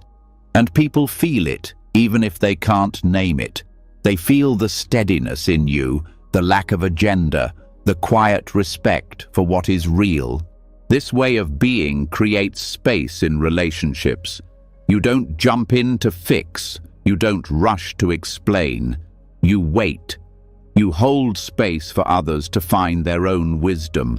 You trust that truth doesn't always need your defense, that sometimes the best answer is your full attention. Even in your inner life, this changes things. When pain arises, you stop dissecting it. You feel it fully without needing to describe it. You let it move. When joy arises, you let it glow without trying to hold it still. Silence gives everything room to breathe, and from that breath, insight blossoms. This silence is not fragile. It's strong. It can hold your confusion, your doubt, your grief. It can hold joy without turning it into a goal. It doesn't need certainty to be steady, and that steadiness becomes your ground, especially in moments when nothing makes sense. You may find that your spiritual path begins to simplify. You no longer chase mystical experiences. You stop collecting philosophies. You return to the basics: breath, body, presence. You realize that truth isn't something you arrive at. It's something you recognize, and that recognition happens in stillness. This stillness is not always peaceful at first. It can feel raw, exposed. You may see things you've avoided. You may feel the echo of pain that words once protected you from. But if you stay, if you breathe, that rawness becomes clarity. You stop defending yourself from life. You let it meet you. And in that meeting, something shifts. You don't need life to explain itself. You trust its rhythm. You let it unfold without needing control. You listen more, react less. You ask fewer questions, not because you've given up, but because you're learning to let the answers arrive in their own time. You start to see that silence is not a pause between truths. It is a truth. A living, breathing field where everything finds its place. Not fixed, but fluid. Not static, but full of possibility. And in that field, you begin to live differently. You don't need to name every stage of your growth. You don't need to prove your insights. You carry them like a lamp in the dark, quiet, steady, enough. You meet life as it is, without needing it to reassure you. You stop performing and start being, fully, without decoration. And others feel it. They may not understand what's different about you, but they feel the stillness, the non-reactivity, the depth. And in that depth, they find space for their own reflection. Your silence becomes an offering, not of answers, but of permission, to slow down, to feel, to be. The teachings of Vimalakirti aren't about techniques, they're about presence. They invite you to stop searching for the perfect path and instead inhabit the truth that's already here, to meet each moment without needing to speak over it, to let silence do its work. And that work is ongoing. It's not a state you reach, but a practice you return to, a space you keep clearing so life can speak through you, not loudly, not dramatically, but truthfully. So when the noise returns, and it will, you remember, you don't need to silence the world. You only need to rest in the silence that holds it all, not as an escape, but as a foundation, not to turn away, but to turn inward, where the deepest truths do not shout. They wait, they breathe, they hold. And in that quiet holding, you find everything you were seeking, not in the answer, but in the space that no longer needs one. The silence doesn't end. It simply deepens into something wider, something that no longer separates this moment from the next, or this breath from the world around you. Stillness reveals something more than peace. It shows you connection. Not connection as a theory, but as direct experience, the sense that nothing stands alone, that every movement, thought, sound, and pause is part of a larger whole. And suddenly, even your feeling of being lost doesn't isolate you. It places you within a vast, living network, a pattern beyond comprehension, but not beyond presence. This is where the Avatamsaka Sutra begins to speak. It does not speak in commandments. It paints visions, layered, infinite, interwoven worlds, each one reflecting all the others. A single leaf contains galaxies. A single thought ripples through time. The text does not try to make sense in the way the linear mind demands. It expands your sense of what's possible. It opens you to a world where your life is not separate from anything else, where everything you touch, feel, think, and do exists inside a net of boundless reflection. This teaching isn't meant to overwhelm, it's meant to reorient, to shift your perspective from separation to total intimacy. Because when you're caught in confusion, it's easy to feel like you've stepped off the path, as if there's a map you've failed to follow. But the Avatamsaka reveals there is no single path. There are infinite threads, and they all meet. Every step you take, no matter how uncertain, intersects with countless others. You are never outside the web. Even your detours belong. In this vision, a single action holds weight far beyond its appearance. A kind word, a silent prayer, a simple pause before reacting. Each one sends vibrations through the entire network of life. You begin to realize how deeply interwoven everything is, that your thoughts are not confined to your skull, that your attention moves into the world, that nothing is just personal. Every emotion, every movement affects the shape of the whole. This teaching invites a kind of reverence for the ordinary, not because it romanticizes daily life, but because it reveals its depth. Washing a bowl becomes sacred not through ritual, but through awareness of its place in the total fabric of existence. The bowl, your hand, the water, the intention behind the movement, all of it reflects the entire cosmos. The sutra does not separate the spiritual from the physical. It brings the sacred into every detail. You begin to see that being lost is not a problem to solve.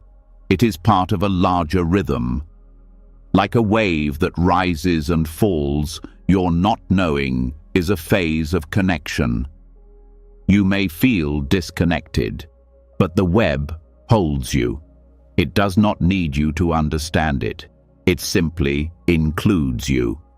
The sutra teaches that nothing ever falls out of reality. Nothing is wasted.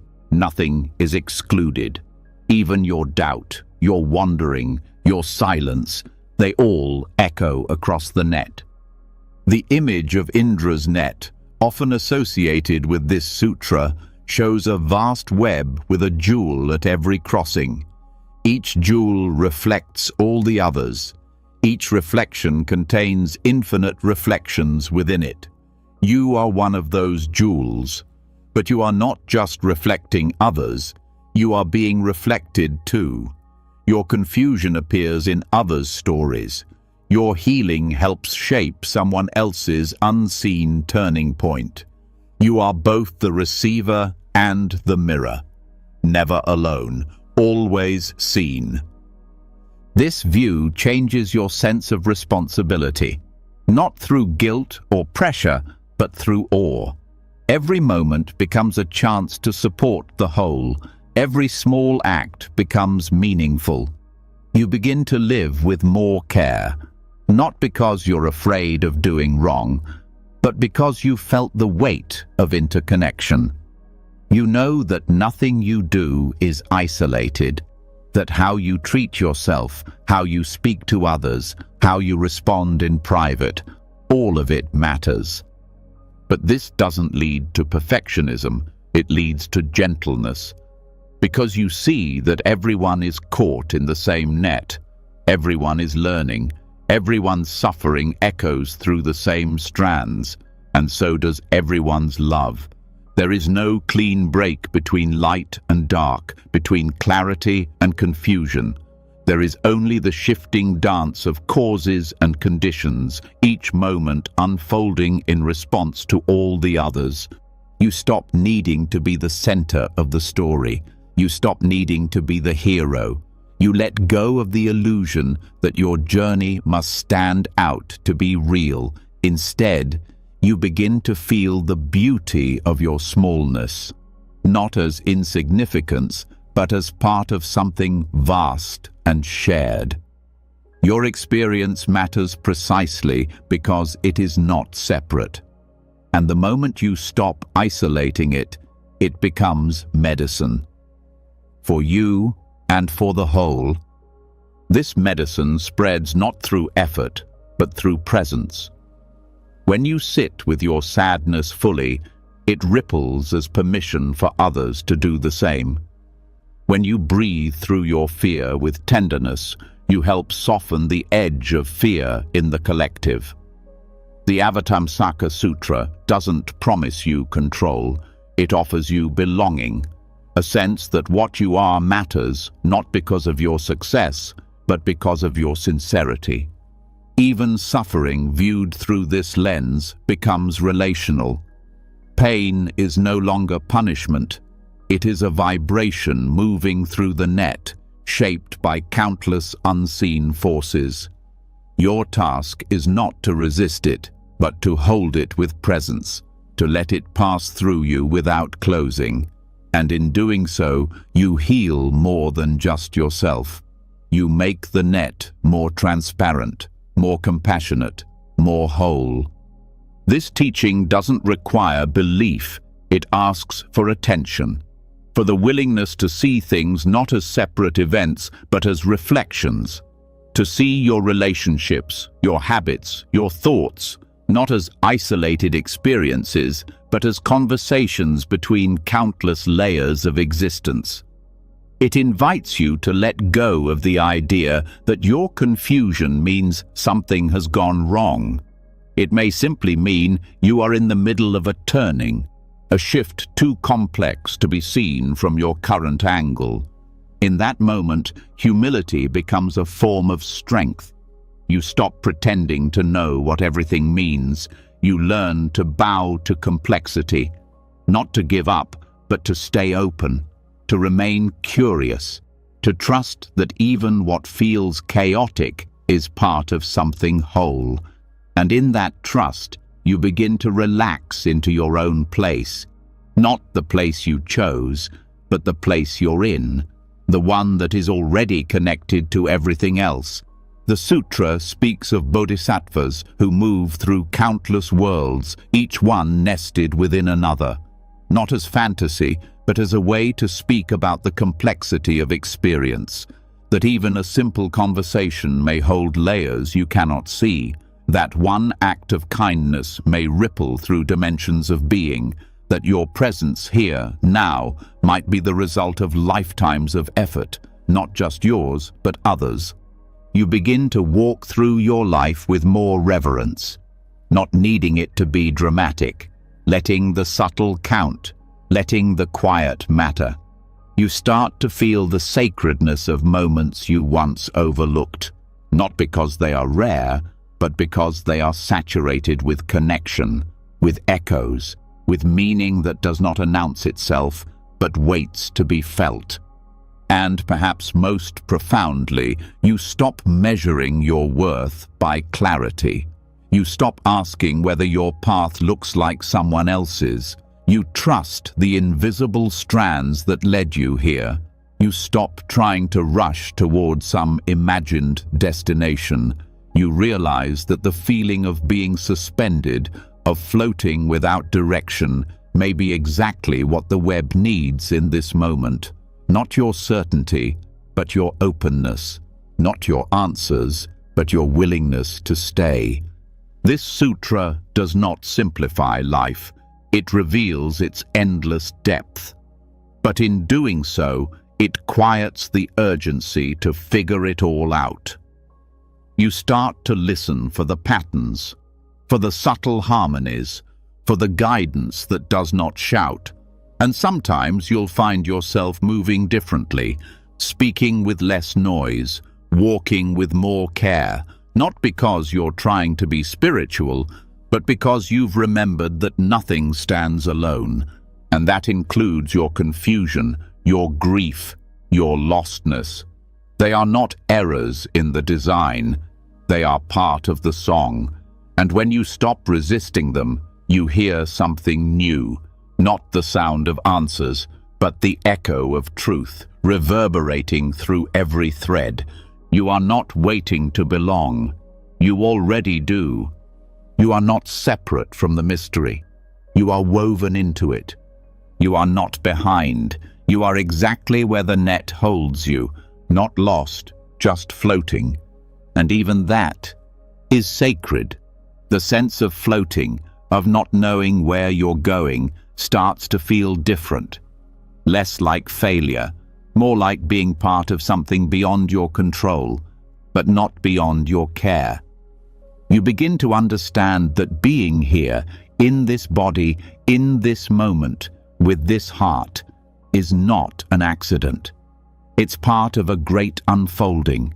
Every experience you've had, every choice, even the ones you regret, has shaped the conditions of now. This isn't a story of randomness.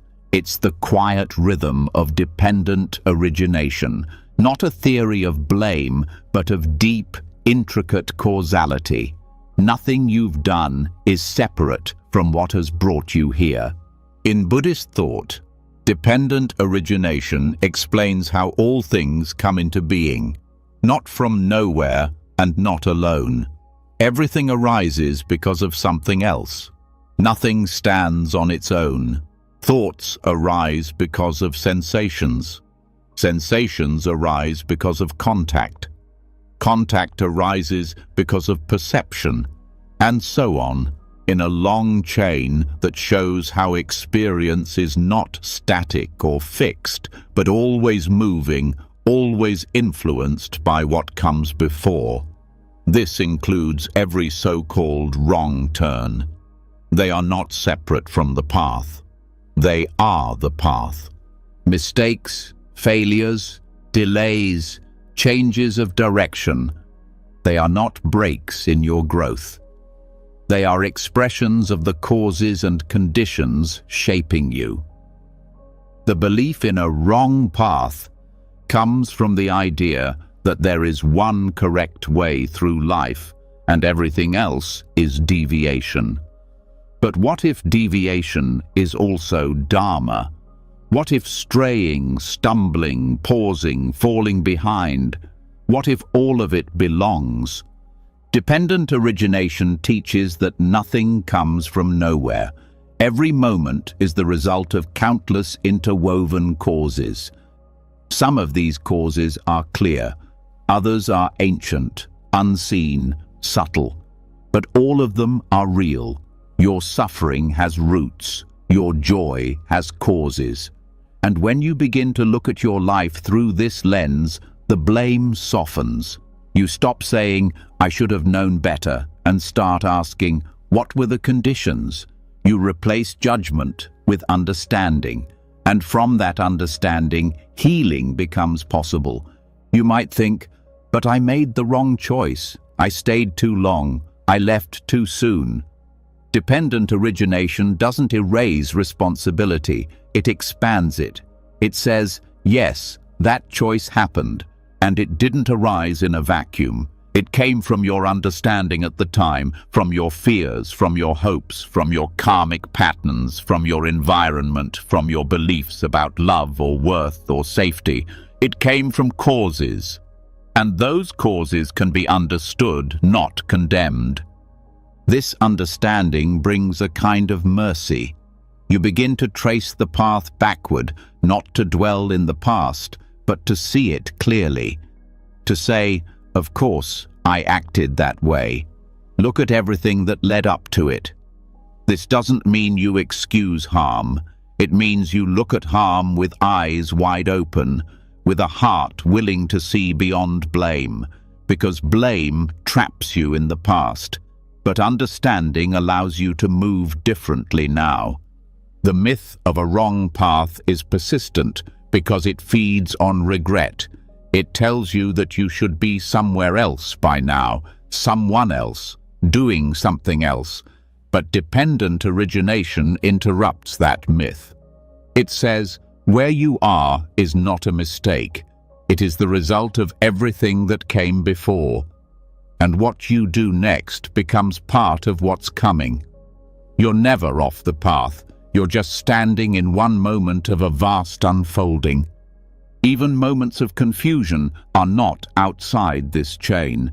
Confusion arises because of conditions. It's not proof of failure, it's a sign that your understanding is shifting, that your old frameworks no longer fit. When you see confusion as part of dependent origination, you stop trying to rush through it. You let it be a valid part of your becoming. This also changes how you view others. When someone acts in a way that hurts you or confuses you, instead of labeling them as bad or wrong, you begin to wonder what conditions are shaping their behavior. You see their reactivity, their silence, their anger, not as isolated flaws, but as results of causes. This doesn't mean you accept abuse or excuse harmful behavior. It means you understand that people act from pain, from fear, from patterns that may not even be theirs to begin with. This view opens a space for compassion without naivety. You don't have to pretend everyone is enlightened. You simply see that suffering runs deep, that no one is acting from a blank slate, that even harmful choices have causes. And if causes can be seen, they can be changed. This is the hope inside dependent origination, not that life will be perfect, but that nothing is permanent, that everything can be shifted with time, care, and awareness. Understanding this doesn't require intellectual mastery, it requires presence, the willingness to ask, what am I responding to right now? Not just on the surface, but underneath. Am I reacting from old fear, from unmet need, from inherited beliefs? These questions are not about self-criticism, they are about clarity. The more you trace the cause, the more space you create for a new response. And in that space, choice returns, not the illusion of control, but the reality of participation. You begin to see that how you respond now becomes part of what arises next. You stop living on autopilot. You begin to shape your life not from fear of the past, but from attention to the present. This is karma not as punishment, but as pattern. And patterns can be transformed. You also begin to see that some turns you thought were detours were actually turns toward truth. You may have lost something you thought you couldn't live without, only to discover a deeper freedom. You may have failed in one plan, only to uncover a more honest path. These aren't stories of redemption, they're stories of unfolding, of causes you couldn't see until they ripened, of paths you couldn't recognize until you walked them. There is no final view. Dependent origination is not a fixed system. It's a living recognition that nothing exists by itself. And because nothing stands alone, everything is open to influence, to care, to change. You are not trapped by your past. You are shaped by it, yes, but you are also reshaping it, right now, with how you meet this breath, this thought, this silence. This understanding can bring immense relief. You stop trying to go back and rewrite your story. You stop punishing yourself for choices made under pressure. You stop holding yourself hostage to who you were. Instead, you begin to relate to your past with tenderness. You start to say, I was doing my best with what I knew, and now I know a little more. This humility becomes strength. Not the kind that dominates, but the kind that stays steady in change. You don't cling to being right. You stay open to new information. You let yourself be a student of life, forever learning the shape of causes and their fruits. And through that learning, you suffer less. Not because life becomes easier, but because your mind becomes softer. You stop demanding that your path look impressive or linear. You stop measuring yourself by speed or success. you begin to trust the rhythm of unfolding, sometimes fast, sometimes slow, sometimes confusing, sometimes clear, but always arising from something meaningful, nothing wasted, nothing without influence. And perhaps this brings you back to presence, not as escape, but as full participation. You no longer need to chase the ideal life. You meet the life that's here, knowing it's the sum of all that's been and the seed of all that's to come. You meet it with honesty, with care, and with the quiet faith that even your next step, uncertain as it may be, belongs. You don't need to know the full pattern to trust that there is one. You don't need to see the whole web to feel where you're held. You walk, breath by breath, letting each movement be part of something real, not perfect, not final, but real. And in that realness, your path, every twist, every pause, becomes sacred. Not because it was always right, but because it was always yours. So you stop trying to correct the story. You no longer chase the version of life that never made a mistake. You begin to trust that where you've been is where you were meant to be, not as destiny, but as honest causality. With that understanding, the pressure lifts. You can stop rehearsing the past and start responding to the present. But even in that new awareness, another question arises. What happens when the life you thought was secure starts to fall apart? What if comfort isn't safety at all, but illusion? What if the moment you feel most lost is the moment you're actually stepping out of a trap? This is the truth hidden inside the parable of the burning house. In this classic teaching from the Lotus Sutra, the Buddha tells a story of a grand house, beautiful and large, but quietly engulfed in flames. Inside are children, playing, unaware of the fire spreading around them. They don't want to leave. They are absorbed in games. The father, seeing the danger, calls to them, but they do not understand. They trust the house. They believe they are safe, so he uses skillful means. He tells them there are wonderful toys waiting outside, drawing their attention toward escape. The story is not just about a house.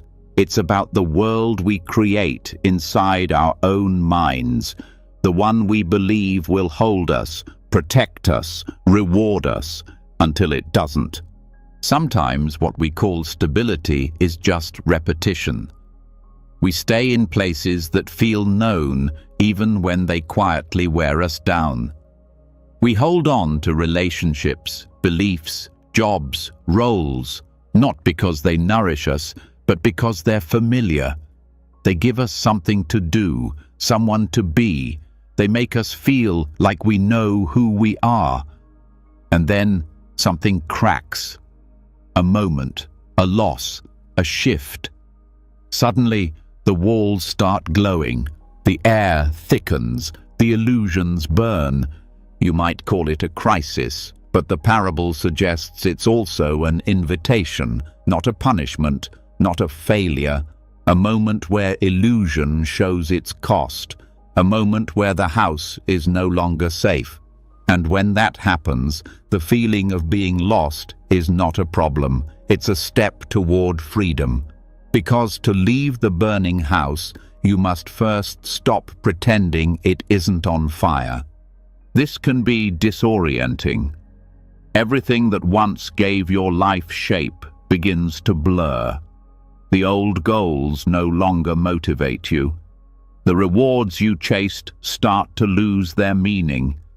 Even the self-image you built begins to fall apart.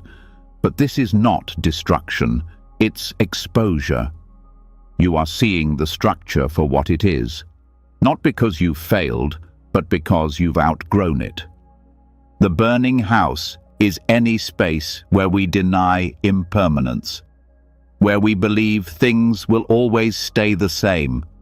that success will last forever, that people won't leave, that time won't change us. We build our lives around these assumptions. We work for them, sacrifice for them, shape our identities around them. But Buddhism teaches that clinging to what cannot last is suffering. And when the fire comes, it's not to harm you, it's to show you what was never real to begin with. Sometimes it's in the fire that you start to breathe differently. The heat makes it impossible to keep pretending. You stop playing the role, you drop the mask, you let go, not because you want to, but because you have to. And suddenly, what once looked like being lost becomes clarity, not of destination, but of truth. That staying would have meant shrinking, that comfort was keeping you small, that the familiar was not the same as safe. The parable also speaks to the way people resist awakening. The children don't want to leave because they don't see the danger. This is how delusion works. It seduces you into believing you have time. That discomfort is normal, that the pain you feel is just part of life. But deep down, you know. You know when something is off. You know when you're making yourself smaller to stay in place. You know when the flame is at the door. Leaving the house is not just physical, it's mental, emotional. It's the courage to walk away from beliefs that no longer serve, from narratives that keep you stuck, from identities that demand too much from your spirit. And yes, that process is lonely. You may not have answers. You may not know where to go next. But the moment you step outside, you realize something crucial. You are no longer pretending. You are no longer invested in illusions. And that alone is a form of freedom. You begin to see that being lost is not an error. It's what happens when the structure collapses, when the script is gone, when your only job is to feel your way forward, slowly, without pretending to know. In this space, the path becomes quieter. You start listening differently, not to advice, not to demands, but to the inner knowing that was buried beneath layers of performance. This is what makes lostness sacred. It's not passive, it's not a void. It's the space where new understanding grows, where you start asking different questions, where you stop chasing the life you thought you should have and begin feeling into the life that's actually possible. And that life often doesn't arrive as a plan. It arrives as presence, as small steps, as honest emotions you finally allow yourself to feel. And still, the temptation to return is strong, to go back into the house, to rebuild the illusion, especially when others are still inside, calling you, inviting you to rejoin the game. This is part of the challenge. To walk your path even when it looks strange, to trust the pull of truth over the promise of comfort, to know that what burns away may be painful, but what remains is real. The parable is also about compassion. The father doesn't yell or force. He uses wisdom, skillful means. He knows what will reach the children's hearts. This teaches us how to guide others, not through control, but through understanding, through meeting people where they are, through helping them see the fire without shame.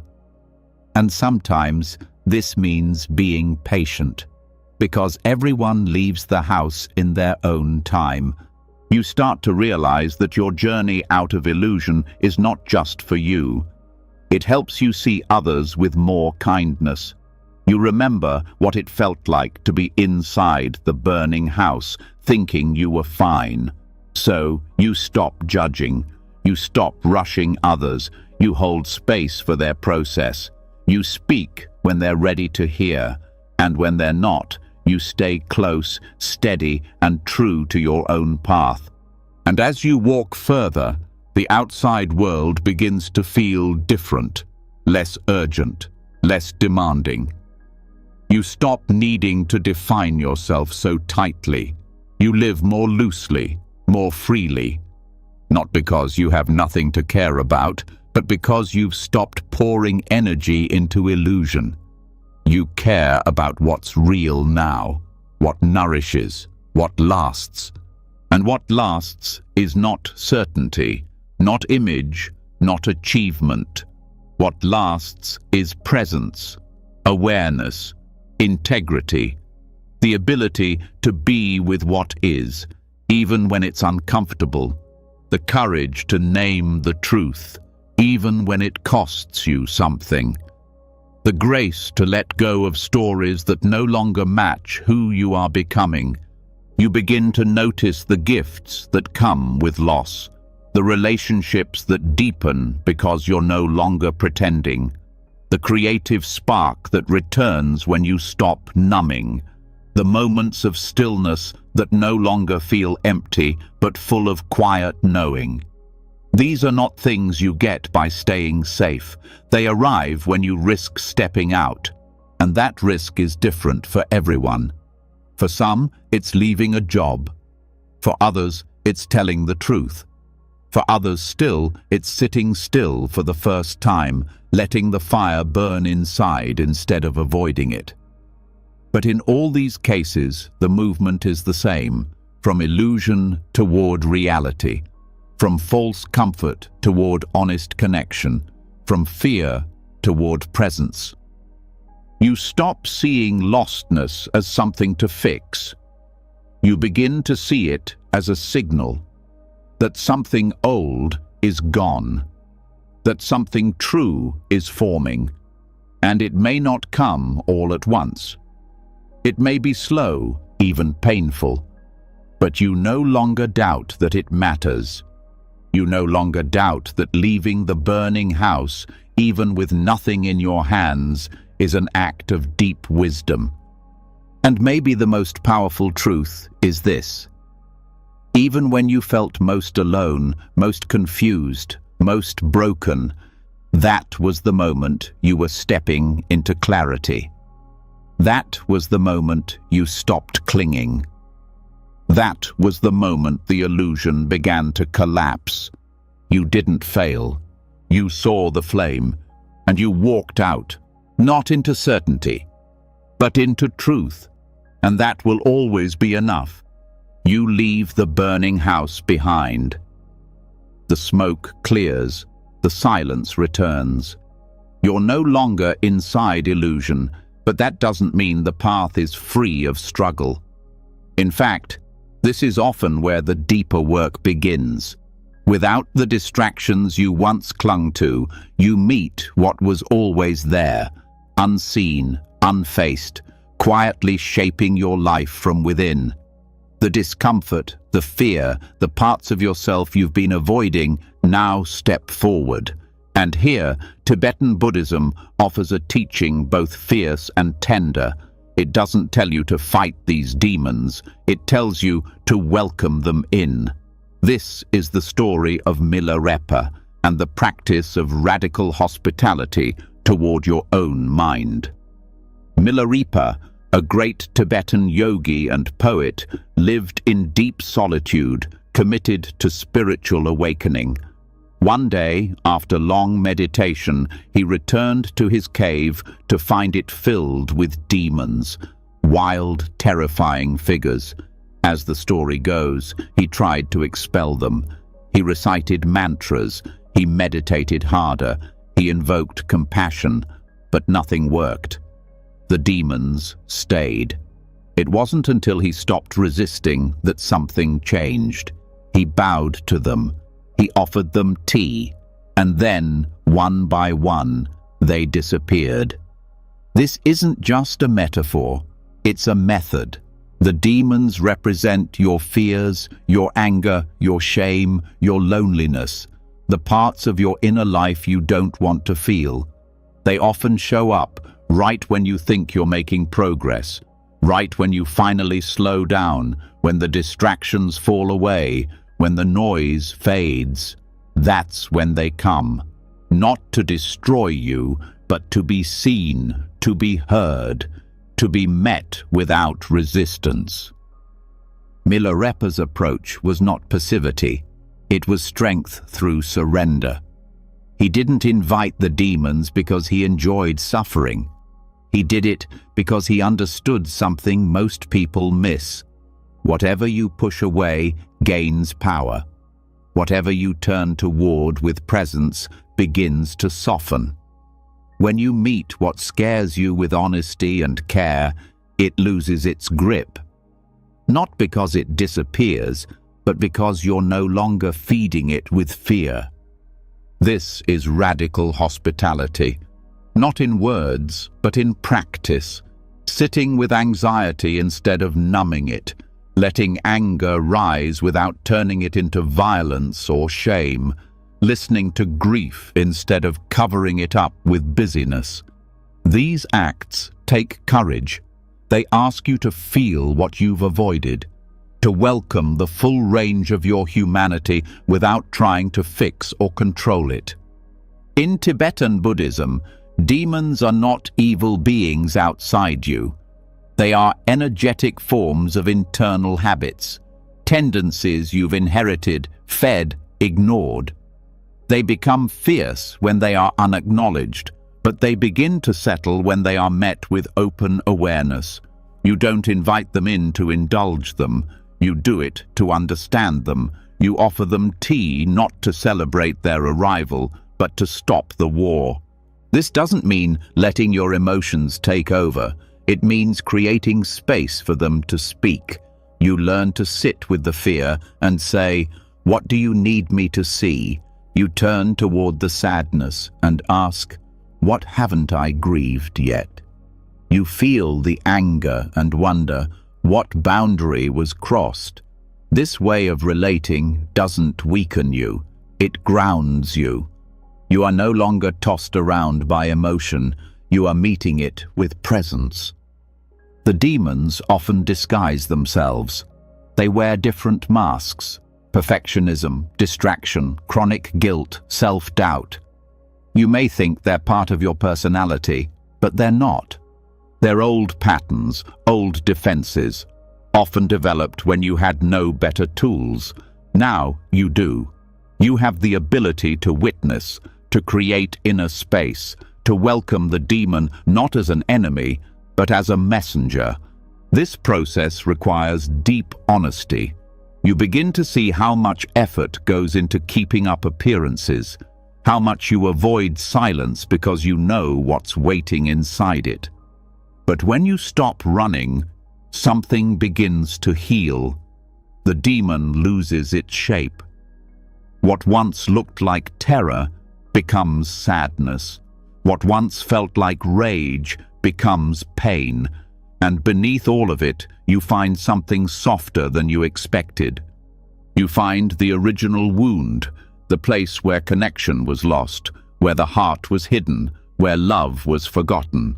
And here, your task is not to analyze, it's to stay, to offer the same presence you would give to someone you love. You stop demanding the pain to leave. You listen, and often that listening is all that's needed. The demon fades, the cave becomes quiet again. Milarepa's teaching is not about technique, it's about attitude. An attitude of compassion, even toward your darkest paths. This goes against most instincts. We are taught to silence our flaws, to hide our pain, to overcome our fear by pretending it's not there. But the spiritual path isn't about becoming someone else. It's about becoming intimate with what is, even the parts you've spent a lifetime rejecting. This intimacy changes your life. It gives you freedom from the exhausting project of self-repair. You start to realize that you don't need to perfect yourself to be at peace. You need to meet yourself fully, without trying to change every uncomfortable feeling, without trying to earn your right to rest. The peace comes not from avoiding demons, but from learning how to sit beside them. And this practice begins to show in the way you treat others. When you've welcomed your own anger, you stop fearing it in others. When you've faced your own grief, you become more patient with someone else's. Your compassion is no longer conceptual, it's embodied. You know what it's like to sit with a trembling heart, and so you become a safe place for others to do the same. But this is slow work. The demons don't always disappear right away. Some visit again and again. They arrive in new forms. They speak with new voices. But now you are no longer afraid. You have tea ready. You have a seat open. You have built a relationship with discomfort that no longer threatens your sense of self. Over time, something unexpected happens. The parts of yourself that once terrified you become sources of wisdom. You realize the demon was pointing to an unmet need, that the fear was guarding a forgotten truth, that the shame was trying to protect a younger version of you. You start to see that these demons were not here to block your path. They were guiding you back to wholeness.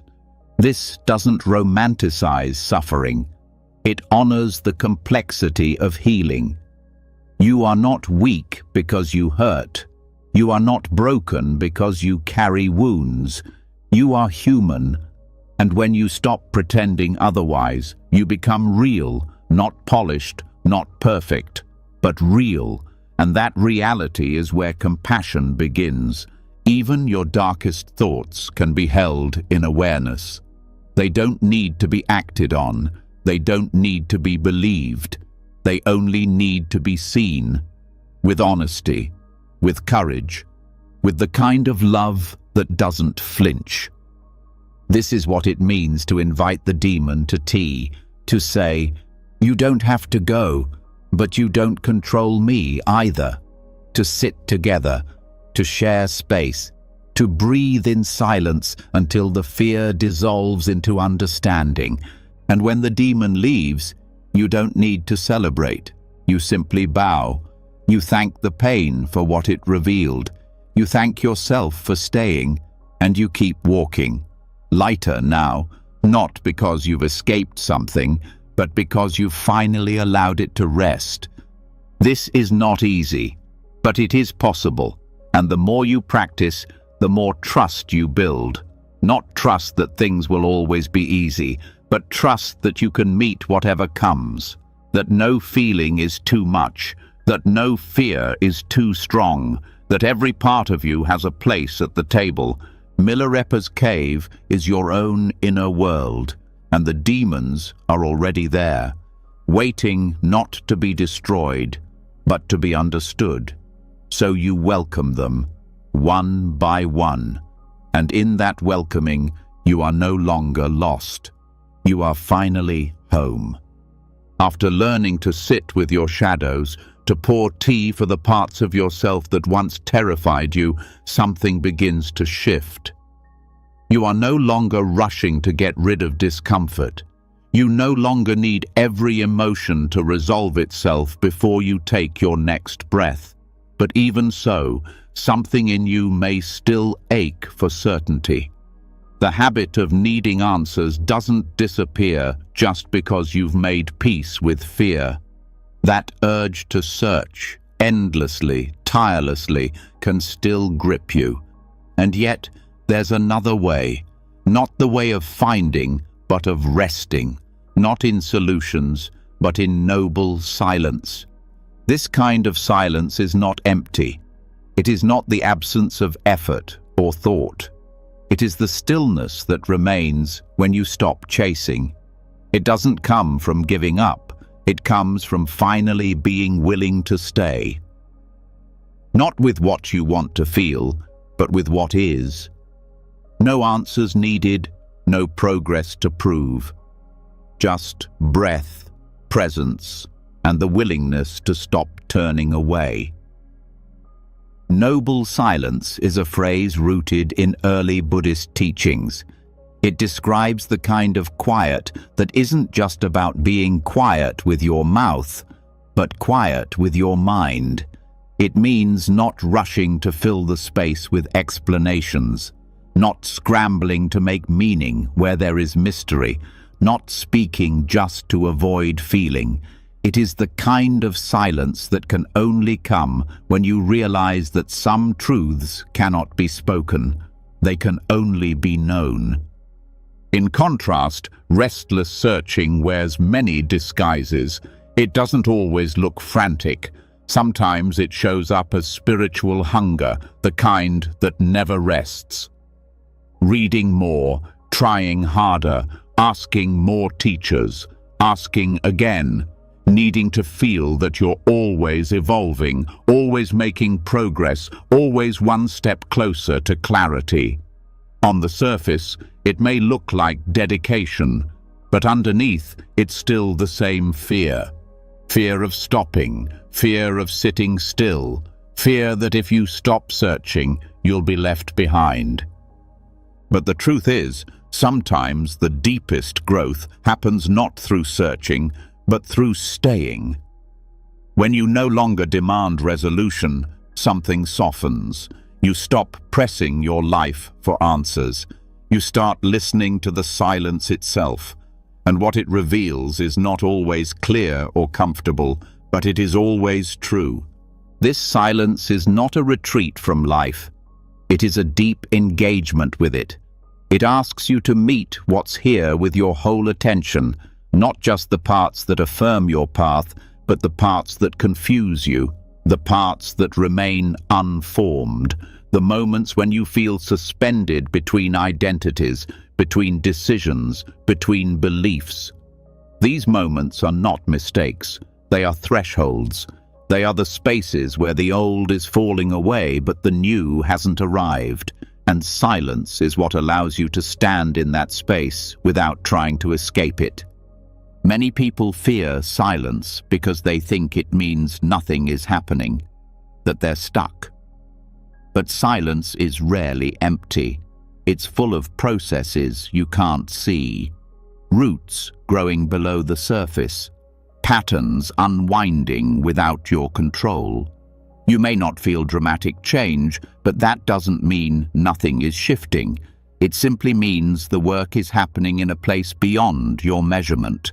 In this way, noble silence is not passive. It's not laziness or avoidance. It is active, alive, precise. It takes courage to stop seeking long enough to let the truth speak in its own language. The mind may demand answers, but silence does not respond to demands. It waits until you're quiet enough to listen. And when you do, you may start to notice something unexpected. That the insights you were chasing come not through effort, but through stillness. That clarity often appears when you least expect it, not in the middle of analysis, but in the middle of presence. A sudden knowing, a shift in perception, a sense that something inside you has rearranged itself. This is the paradox of noble silence. The less you chase, the more you see. The more you let go of needing to understand, the more understanding arises. It doesn't always explain itself. It doesn't arrive as a full sentence. It arrives as peace, as a felt sense that you are no longer resisting the moment. In silence, you begin to witness the way the mind tries to escape discomfort. You see how it jumps from one thought to another, one fantasy to another, always trying to fill the space. And you begin to recognize that this restlessness is not who you are. It's a habit, one that can be softened, not through force, but through kindness. This kindness becomes your path. You stop forcing yourself to arrive somewhere. You stop using self-help as a way to punish yourself for not being healed. You begin to trust that not knowing can be holy, that questions don't need immediate answers to have value, that your willingness to wait, to sit with what you don't understand, is a form of wisdom. There are times when no teacher can answer your questions, times when no teaching feels clear. This is not because you're off track. It's because something in you is learning how to rest, not just physically, but mentally, emotionally, spiritually. You're learning to stop performing for your own expectations, and this rest gives birth to a different kind of insight, one that isn't dramatic or easy to explain. It's the kind of knowing that comes from deep alignment, from living honestly, from showing up for your life without needing it to impress anyone, not even yourself. You realize that chasing spiritual depth can be just another form of ego, another way of proving your worth. But when you stop, when you really stop, you see that the silence itself holds everything you thought you had to earn. Peace, clarity, belonging. It was always there, hidden behind the noise. You also begin to understand that being lost is not a problem to solve. It is a space to honor, a moment where the map falls away so you can learn to walk differently.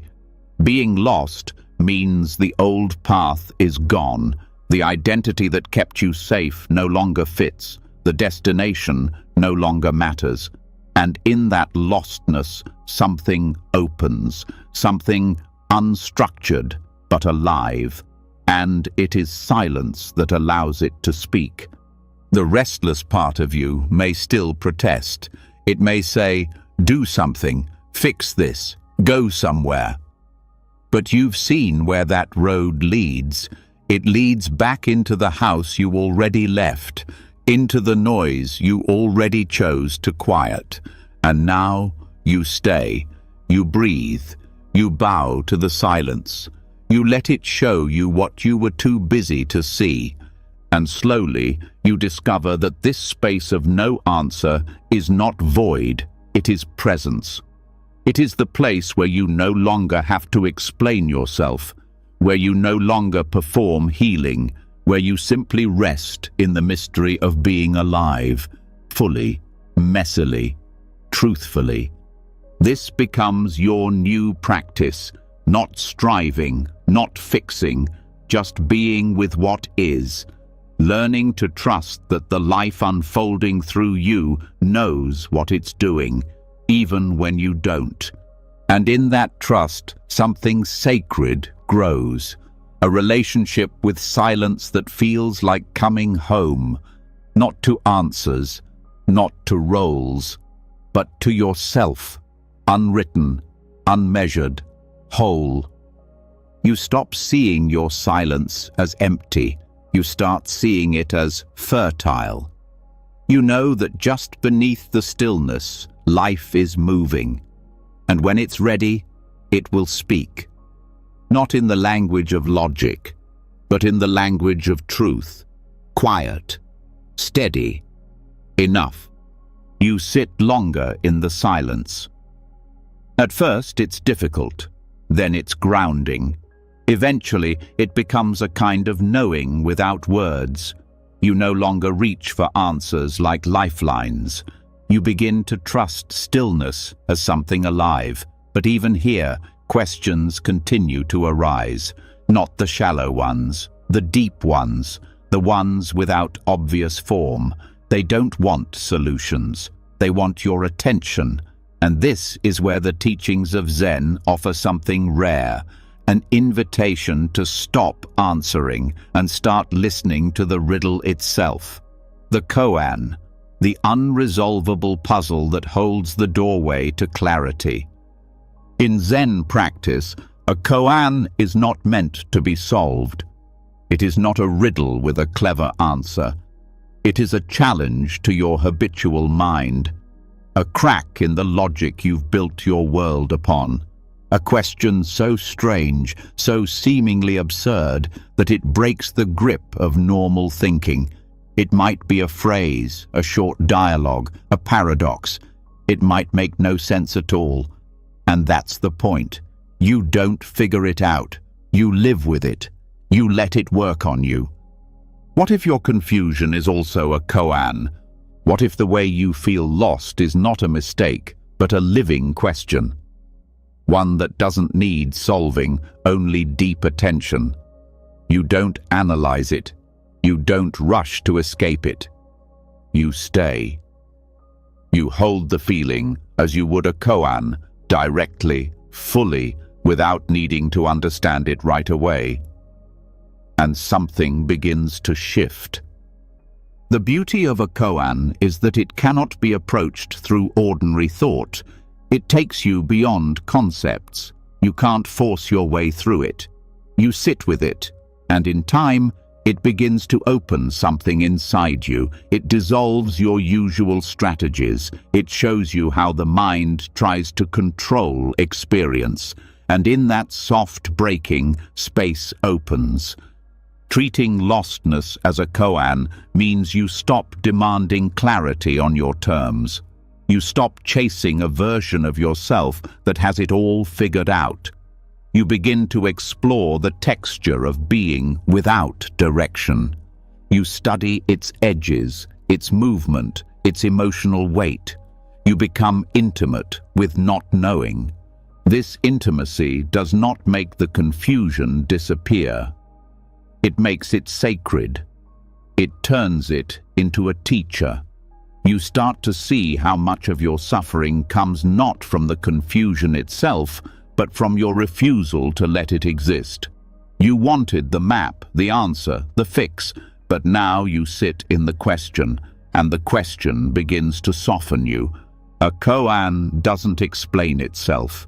It reveals through time, through presence. It demands patience. And it teaches that truth is not always what the mind expects. It is often stranger, simpler, deeper. You may not be able to describe what changes, but you feel it. Something that was tight loosens. Something that was closed begins to open. This is not knowledge. This is wisdom born of presence. There's no formula for working with a koan, just as there is no formula for working with your own uncertainty.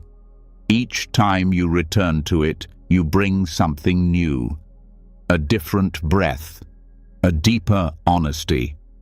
The koan meets you where you are. It reflects your relationship with yourself, your need to control, your resistance to mystery, and your eventual surrender. This is why lostness, when held this way, becomes transformational. It no longer means failure, it becomes a gate. A narrow one, yes, but one that opens not through effort, but through willingness. You begin to walk differently, not by pushing forward, but by leaning inward, listening more, speaking less, trusting what you feel more than what you can explain.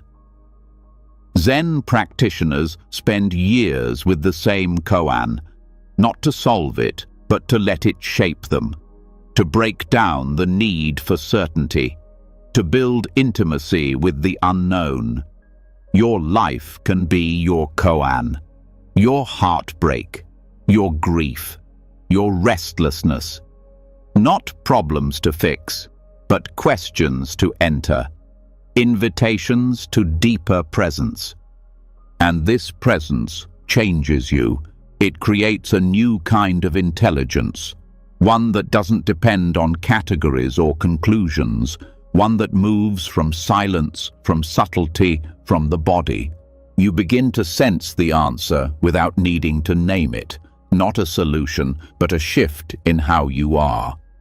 Sometimes clarity arrives in the middle of stillness, not because you finally figured it out, but because you finally stopped running. The question opens like a flower, not through analysis, but through trust. The kind of trust that grows in silence, in persistence, in the willingness to stay. You may find that your old ways of speaking no longer fit, that the words you used to reach for no longer carry the truth. This is part of the shift. Koan practice rewires how you use language. It shows you that words can't always hold what you're learning, and that's okay.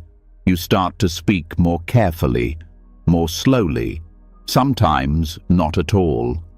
This quiet becomes a kind of strength, not because you know more, but because you need less certainty, less affirmation, less control. You stop needing your experience to fit someone else's definition of healing or awakening. You let it be what it is, alive, messy, real, and realness becomes more valuable than understanding. You begin to let yourself be confused without shame, to feel broken without needing to be fixed, to ask without needing immediate answers. This doesn't mean giving up.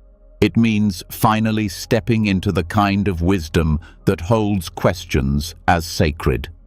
You may also find that your compassion grows.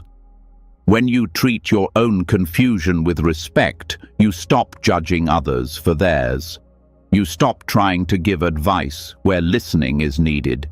You stop trying to save people from their own questions. You learn to sit with them side by side in the silence, and that silence becomes a gift, not of solutions, but of presence. Lostness becomes a shared human space, one that connects you to others, not separates you. When you can say, "I don't know," and mean it with humility, something opens between you. Trust, softness, the freedom to not perform wisdom, but to walk it slowly, together. This kind of walking brings peace, not the peace of having everything in order, but the peace of no longer needing to hold it all together. You trust the path to reveal itself one step at a time, and when it doesn't, you stay, you breathe, you bow to the question, and let it lead you deeper. Koan practice teaches that the way through is not upward or outward, it's inward, not into a private world of answers, but into the shared mystery of being alive. It brings you back to the moment, to the breath, to the body, not because these are easy, but because they are true. And truth, when met directly, is enough. You are not here to solve yourself. You are here to meet yourself, and in that meeting, your lostness becomes the path. Your question becomes your companion, and your silence becomes your teacher. Sitting with the unanswerable, you begin to realize that not all questions are meant to disappear. Some are meant to accompany you. You carry them not as burdens, but as lanterns, quietly lighting your path as you walk through the fog.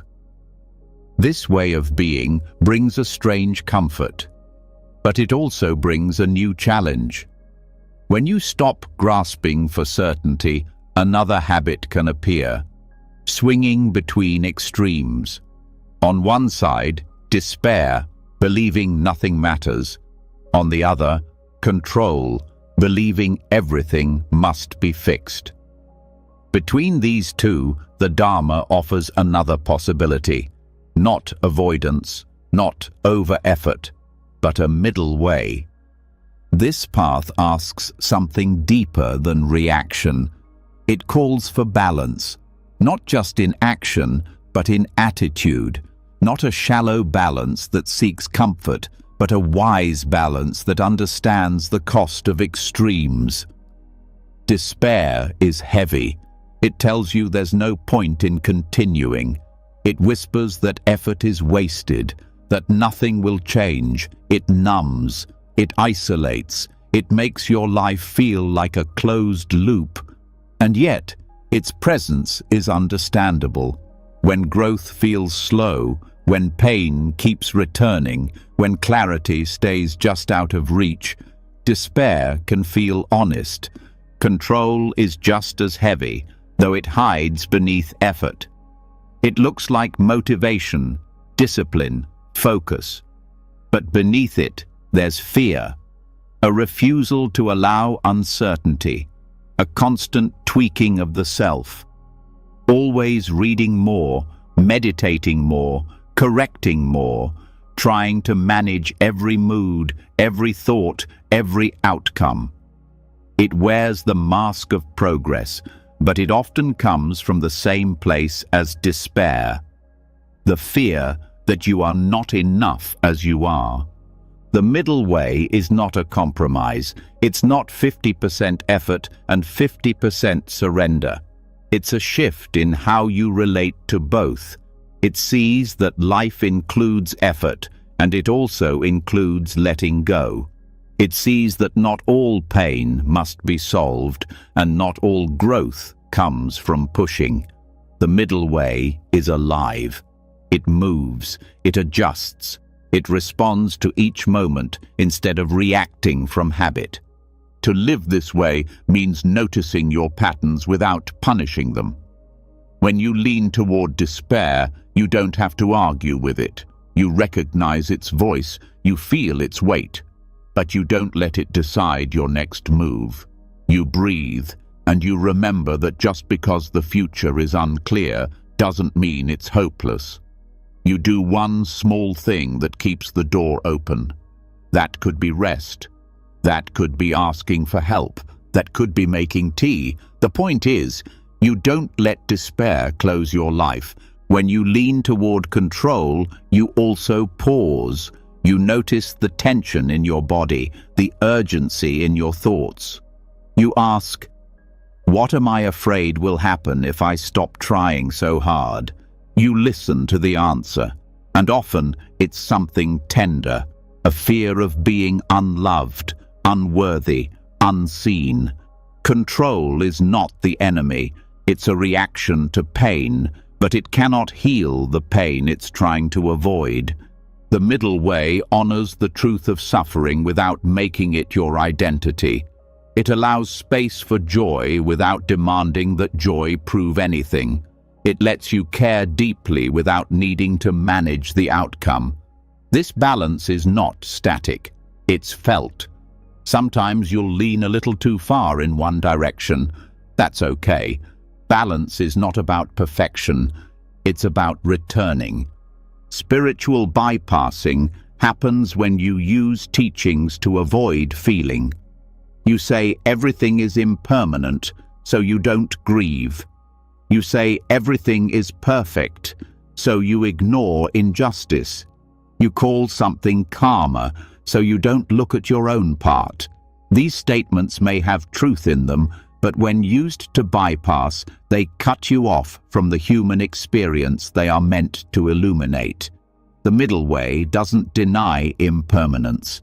It lets you feel the pain of loss while knowing it will pass. It doesn't demand emotional neutrality. It allows heartbreak to be fully present without defining you. Obsessive self-fixing happens when you make yourself a constant project. When every thought must be purified, every emotion tracked, every mistake analyzed. Growth becomes pressure, practice becomes performance, and stillness becomes something you never quite reach. The middle way sees the value of effort, but it knows that real change doesn't come from self-punishment. It comes from care, from clarity, from consistency without cruelty. This balance allows for healing. It makes room for your contradictions. You are not always wise. You are not always kind. But you are here, showing up, learning, and that is enough. The middle way does not ask for a perfect self. It asks for presence. It trusts that presence itself is what changes you over time. Living this way means holding space for complexity. You can believe in growth and still feel tired. You can know things are working and still cry when it's hard.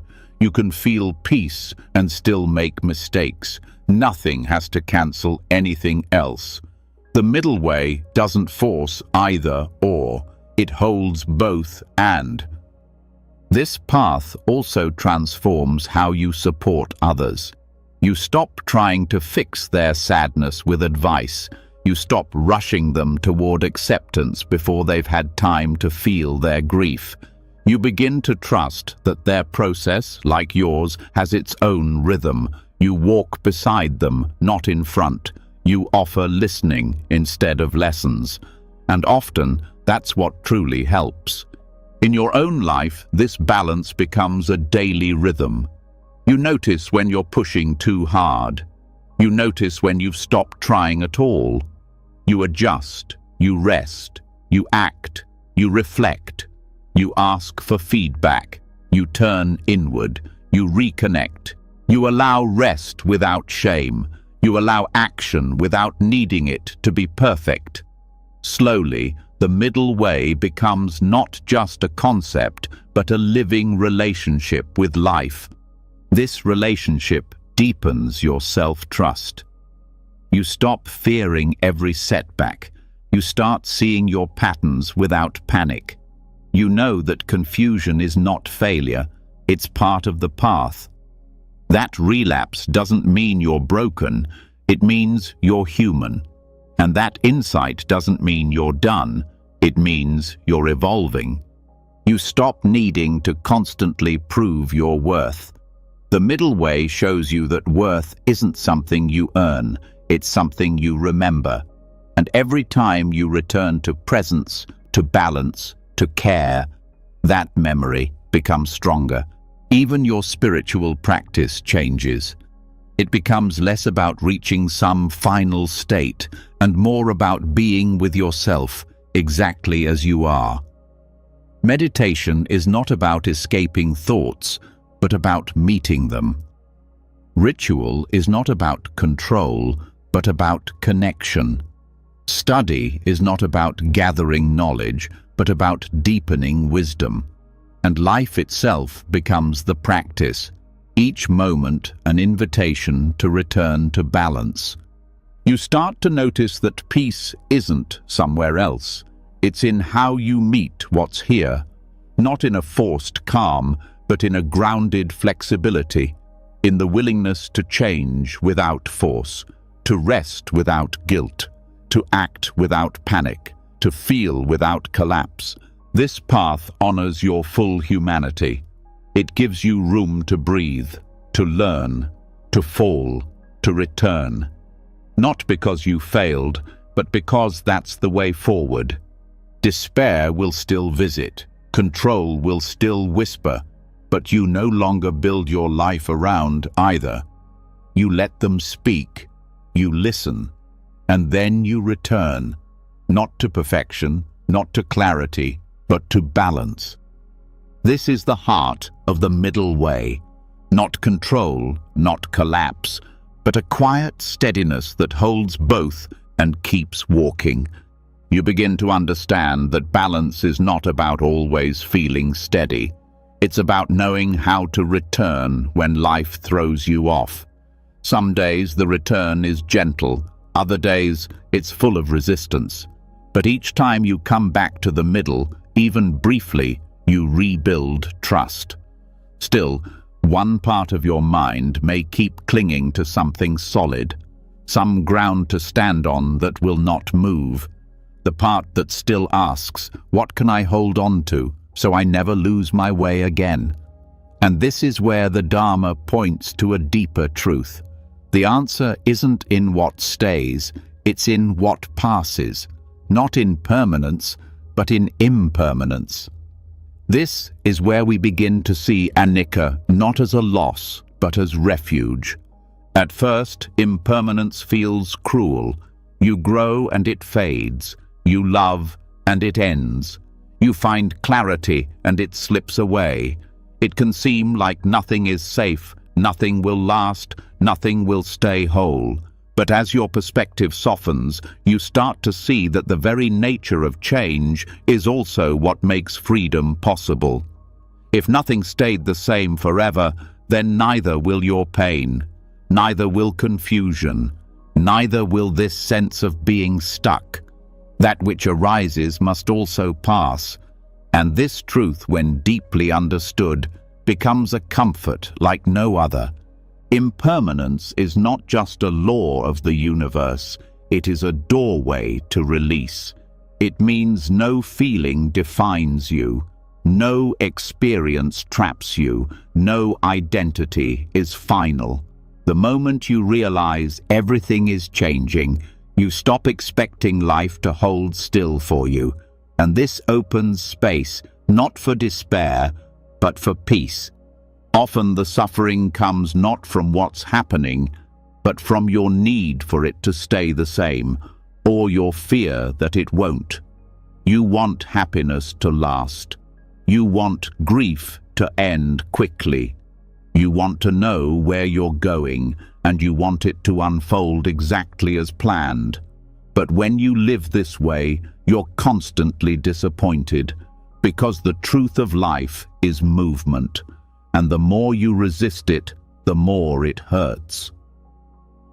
Accepting impermanence isn't about liking change, it's about seeing the cost of clinging. When you hold too tightly to a version of yourself, you make it harder to grow. When you try to preserve a relationship exactly as it was, you miss what it could become.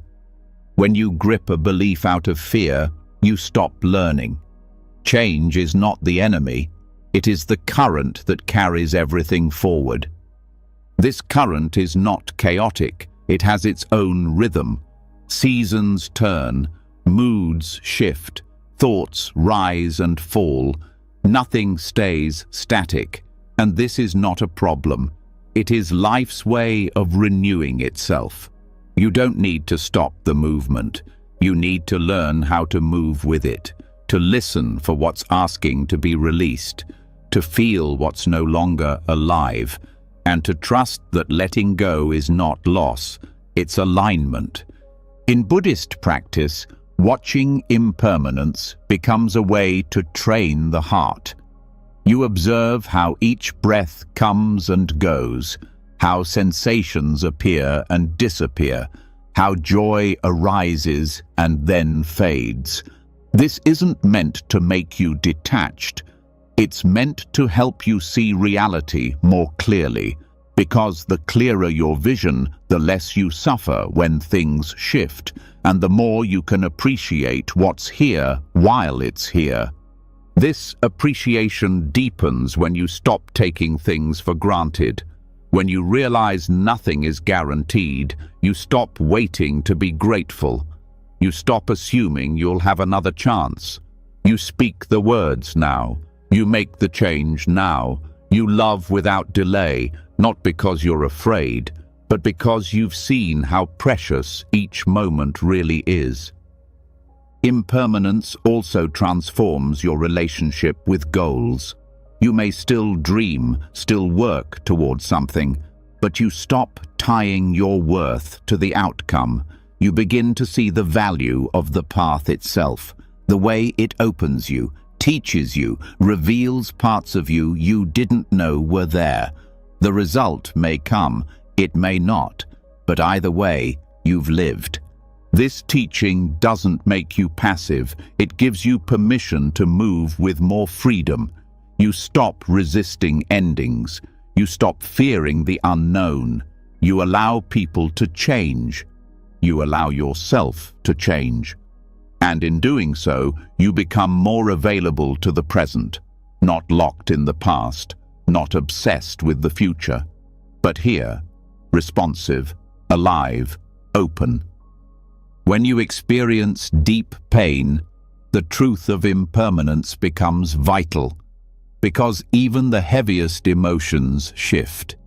No grief is frozen, no fear is permanent. The process may be slow, uneven, unpredictable, but the truth remains, everything moves. When you remember this, you gain the strength to sit through what you once thought would break you. This also changes how you relate to pleasure. You don't cling to it. You don't try to stretch it beyond its natural life. You feel it fully, knowing it will pass. And this makes it more beautiful, more honest. You stop turning joy into a contract. You meet it like a guest, welcome, precious, temporary. And when it leaves, you don't collapse. You bow. Even your sense of direction is not immune to change. You may think you know where you're going, but life reveals new layers, unexpected openings, sudden shifts. What seemed clear yesterday may blur today. This isn't failure, it's unfolding, and when you allow your path to be organic, you become more resilient. You stop demanding consistency. You start trusting adaptability. This adaptability doesn't mean you give up on discipline or vision. It means you hold them lightly. You recognize when something no longer fits. You make space for new insight. You evolve. This is the gift of impermanence. It keeps you honest. It brings you back to humility. It reminds you that you don't have to have it all figured out. You also learn to grieve more gently. Loss doesn't surprise you the same way. It still hurts, but you understand it as part of the flow, a part of the fabric. You don't harden around it. You soften. You feel what needs to be felt. You cry, you remember, you honor, and then you keep living. Not despite the change, but because of it. This rhythm becomes familiar. Not always easy, but familiar. You no longer panic when things dissolve. You've seen it before. You know how to breathe through it, how to wait without closing, how to watch the next form rise from the one that has ended. You become patient, not passive, but steady. And in that steadiness, your fear begins to shrink, not because you've conquered it, but because you've walked with it enough to know it doesn't define you. You've watched it come and go, like everything else. And that's the deepest comfort of all, when you fully see that everything changes, including your fear, your confusion, your longing. You begin to trust the movement. You begin to bow to the uncertainty, not as a threat, but as a teacher, as a companion, as a path. Anicca is not something to believe in. It's something to witness, again and again, until the mind stops fighting, until the heart begins to open, until the body relaxes into the truth that nothing is stuck, not even you. So you keep walking, you keep breathing, you let things come and go, not because it's easy, but because it's real. And in what is real, you are already held. You begin to feel the rhythm of change in your bones. You stop resisting it as a threat and start welcoming it as a sign that life is still flowing. You no longer need to hold on so tightly to what was or what might be. Even the parts of you you once thought were unchangeable, the roles, the emotions, the identity you worked so hard to build, start to feel softer. Not wrong, just less solid. And here, something profound comes into view. Maybe the reason you felt lost all along is because you've been searching for something that doesn't actually exist in the way you thought it did. Maybe what's been missing is the idea of you. This is the doorway into the teaching of anatta, non-self, a concept that shakes the foundation of everything the ego believes to be true. In Western thinking, the self is often treated as a fixed thing, a personality to find, a core identity to strengthen, a version of yourself to align with. But the Buddha taught something radically different, that what we call a self is not a thing at all. It's a process. A collection of thoughts, feelings, memories, sensations, and experiences, ever changing, ever moving, never standing still long enough to be permanent. This teaching is not abstract philosophy. It's deeply practical, because much of your suffering comes from the belief that there is a fixed you who must always be clear, always be progressing, always be certain. When you can't meet that standard, you panic. You say you're lost. You think something is wrong with you. But what if nothing is wrong? What if the very idea of a solid, consistent you is the illusion? You don't need to find yourself. You need to stop clinging to the version of yourself you've been told to maintain. The one built on approval, performance, and control. The one shaped by comparison and fear. The one that says you must always know who you are. That version was never stable to begin with, and now, as it begins to dissolve, what you're experiencing isn't failure, it's freedom. The freedom of anatta is not about erasing your uniqueness. It's about releasing the pressure to turn that uniqueness into a rigid structure. You can still feel preferences, experience emotions, have memories and dreams, but you stop identifying with them as permanent. You see them as arising conditions, shaped by causes, changing moment by moment. You can be angry without being an angry person. You can feel lost without being a lost person. The label doesn't stick because you no longer glue it to an imagined core. This shift brings lightness. You begin to hold yourself more gently. You don't force consistency where there is none. You allow your humanity to be dynamic. You stop saying, "This is just how I am," and start asking, "What is arising now?" Your identity becomes less of a cage and more of a mirror, something that reflects what's here, not something that defines what must be. This new relationship with identity also changes how you see others. When you stop clinging to your own self-image, you stop needing other people to confirm it. You stop judging them for their inconsistencies. You stop expecting them to stay the same. You allow change. You allow contradiction.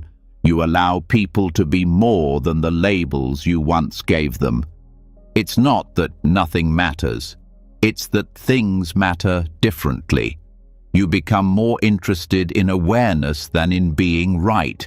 You start to watch the mind as it moves, how it clings, how it defends, how it fears being nobody. That fear is strong, but it's also the gateway, because beyond the fear of not having a fixed self lies the peace of not needing one. You begin to notice how often your thoughts refer back to I and me. You watch how quickly the ego inserts itself into everything. I'm doing this well. I failed. I need to be better. I'm not good enough. I deserve more. And when you look closely, you see that I is often just a placeholder, a shortcut the mind uses to tell its stories. But if you stop and examine it, there's nothing solid underneath. Just awareness. Just movement. This doesn't make you disappear. It makes you real. Not as a defined object, but as a living experience.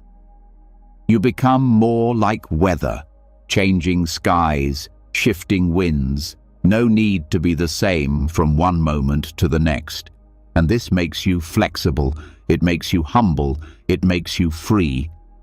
The teaching of non-self also dissolves the pressure to arrive. You stop trying to become someone once and for all.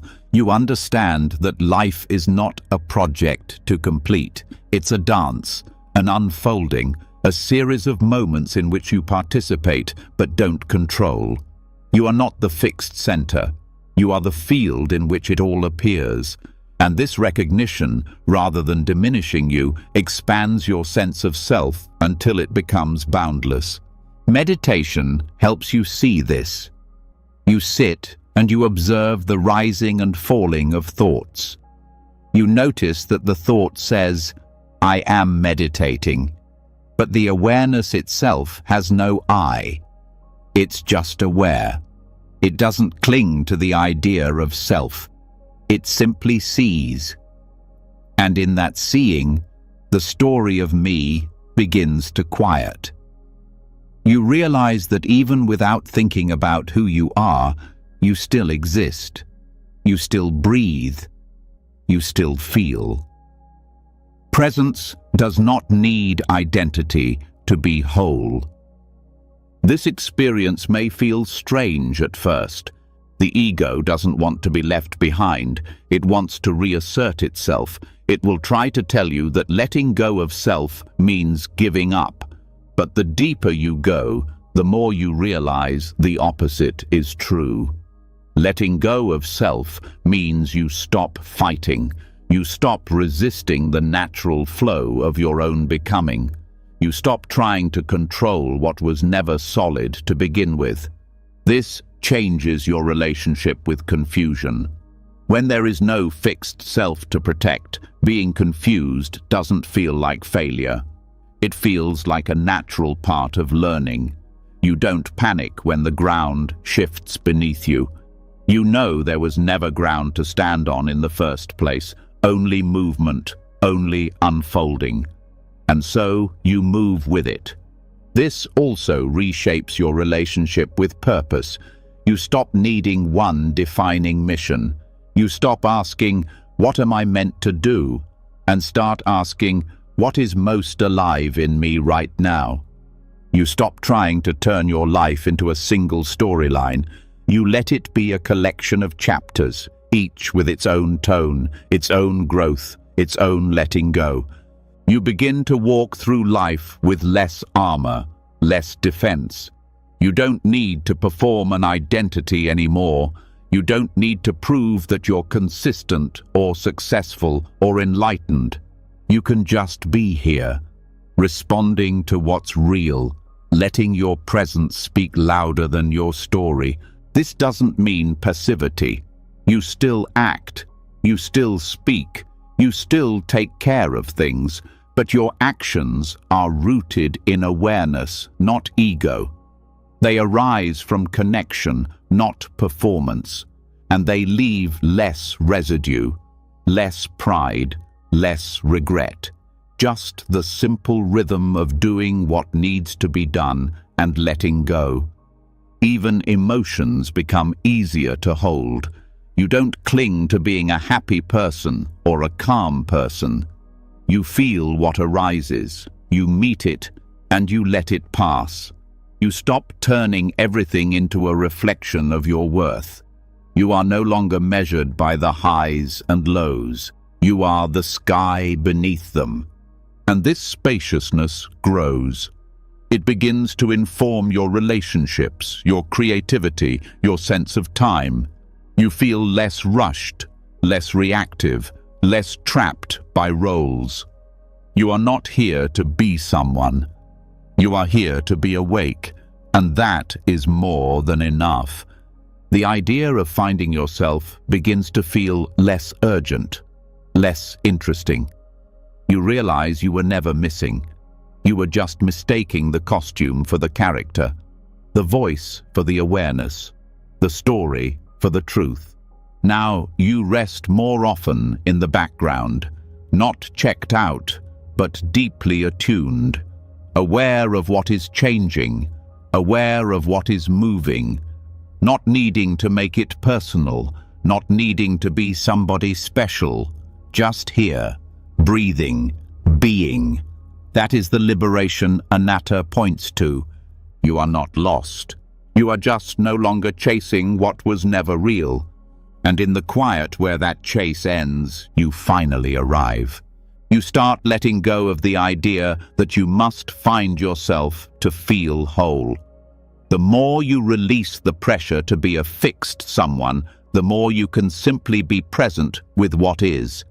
But even in this openness, discomfort still arises, pain still visits. The absence of identity does not mean the absence of suffering, and yet now you meet it differently. You no longer assume that pain means something is broken.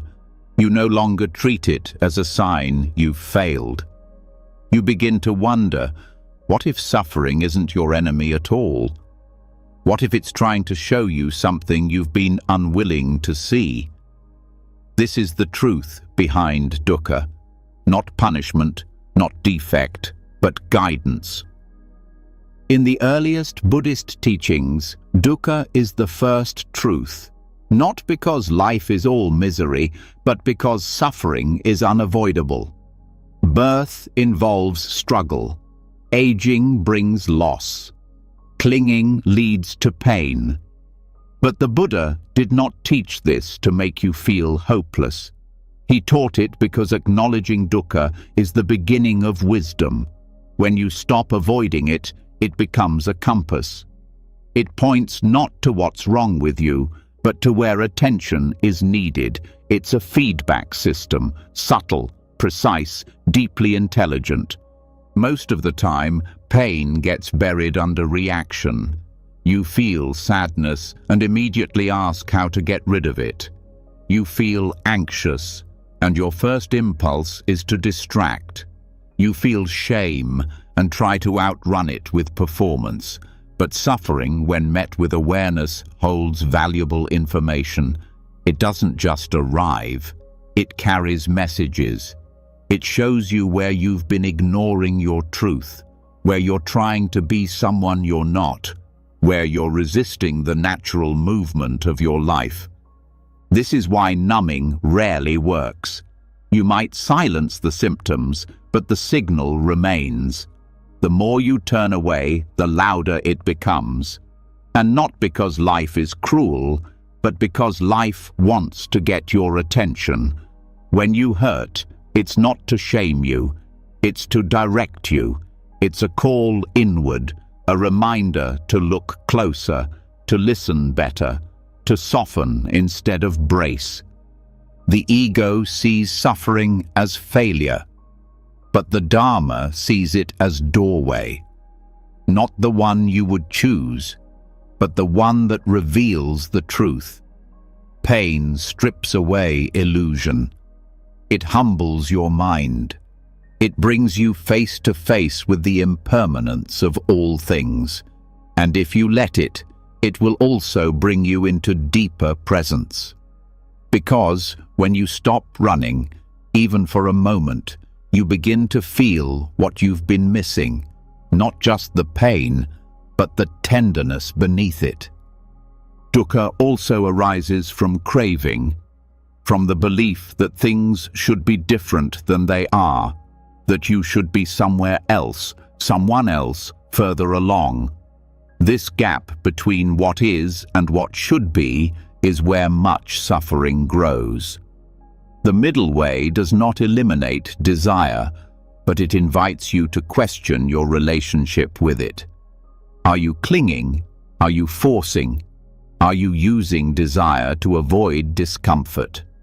Suffering shows you where you're out of alignment, not with some fixed idea of perfection, but with your own inner integrity.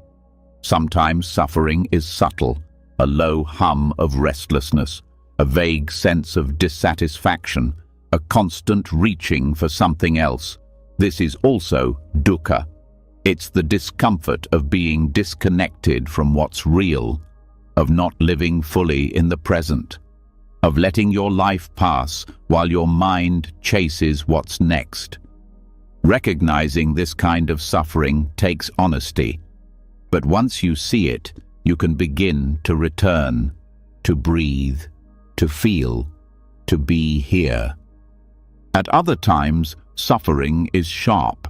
Grief, betrayal, loss, fear. These experiences can feel overwhelming, but even here, dukkha is not punishment. It is the natural response to change. to attachment, to the unraveling of what you thought would last. Pain does not mean you're broken. It means you cared, you hoped, you were human. And within that pain is a depth that can transform you if you allow it. Meeting suffering with presence does not mean wallowing in it. It means honoring it as part of the path. It means letting it speak without letting it define you. It means learning to sit with what hurts without needing it to disappear right away. In that space, something begins to shift. You realize you can survive the pain, that it moves, that it's not who you are. It's something passing through. Over time, this changes how you live. You stop needing to protect yourself from every discomfort. You become less reactive, less afraid of hard feelings. You meet each one as a visitor, not as a verdict. And this allows your nervous system to soften, your heart to open, your awareness to widen. You become more stable, not because pain no longer visits, but because you no longer collapse under it. This perspective also transforms how you support others. You stop trying to rescue them from their pain. You listen more. You trust their process. You stop needing to fix everything and start learning how to be with. Your presence becomes healing, not because you make their suffering disappear, but because you don't run from it. Understanding dukkha as a compass also makes your spiritual practice more honest. You stop trying to use meditation or mindfulness to escape pain. You stop chasing bliss as the only sign of progress. You sit with what's real. You learn to feel boredom, frustration, sadness, and still stay present. Still breathe. Still rest in awareness. This is where true depth comes from, not from comfort, but from intimacy with the full range of life. You begin to recognize the patterns that create unnecessary suffering, the perfectionism that keeps you tense, the self-criticism that never lets you rest, the comparison that erodes your confidence. These habits were once protective.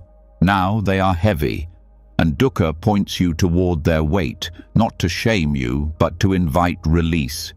Release comes through understanding, not suppression. You investigate with curiosity. Where does this tension live in the body? What thought is underneath it? What fear is unspoken? You stay with the discomfort long enough to see it clearly, and once it's seen, it begins to loosen.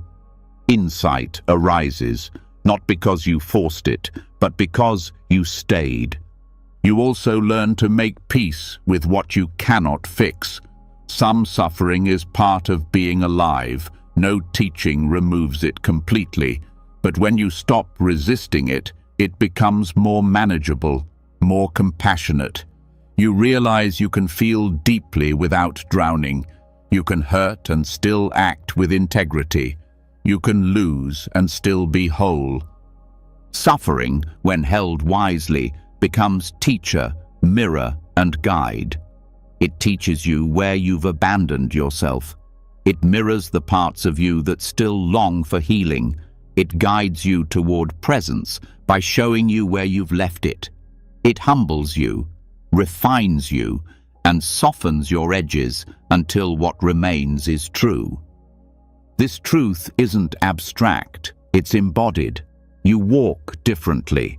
You listen differently. You stop needing everything to be smooth.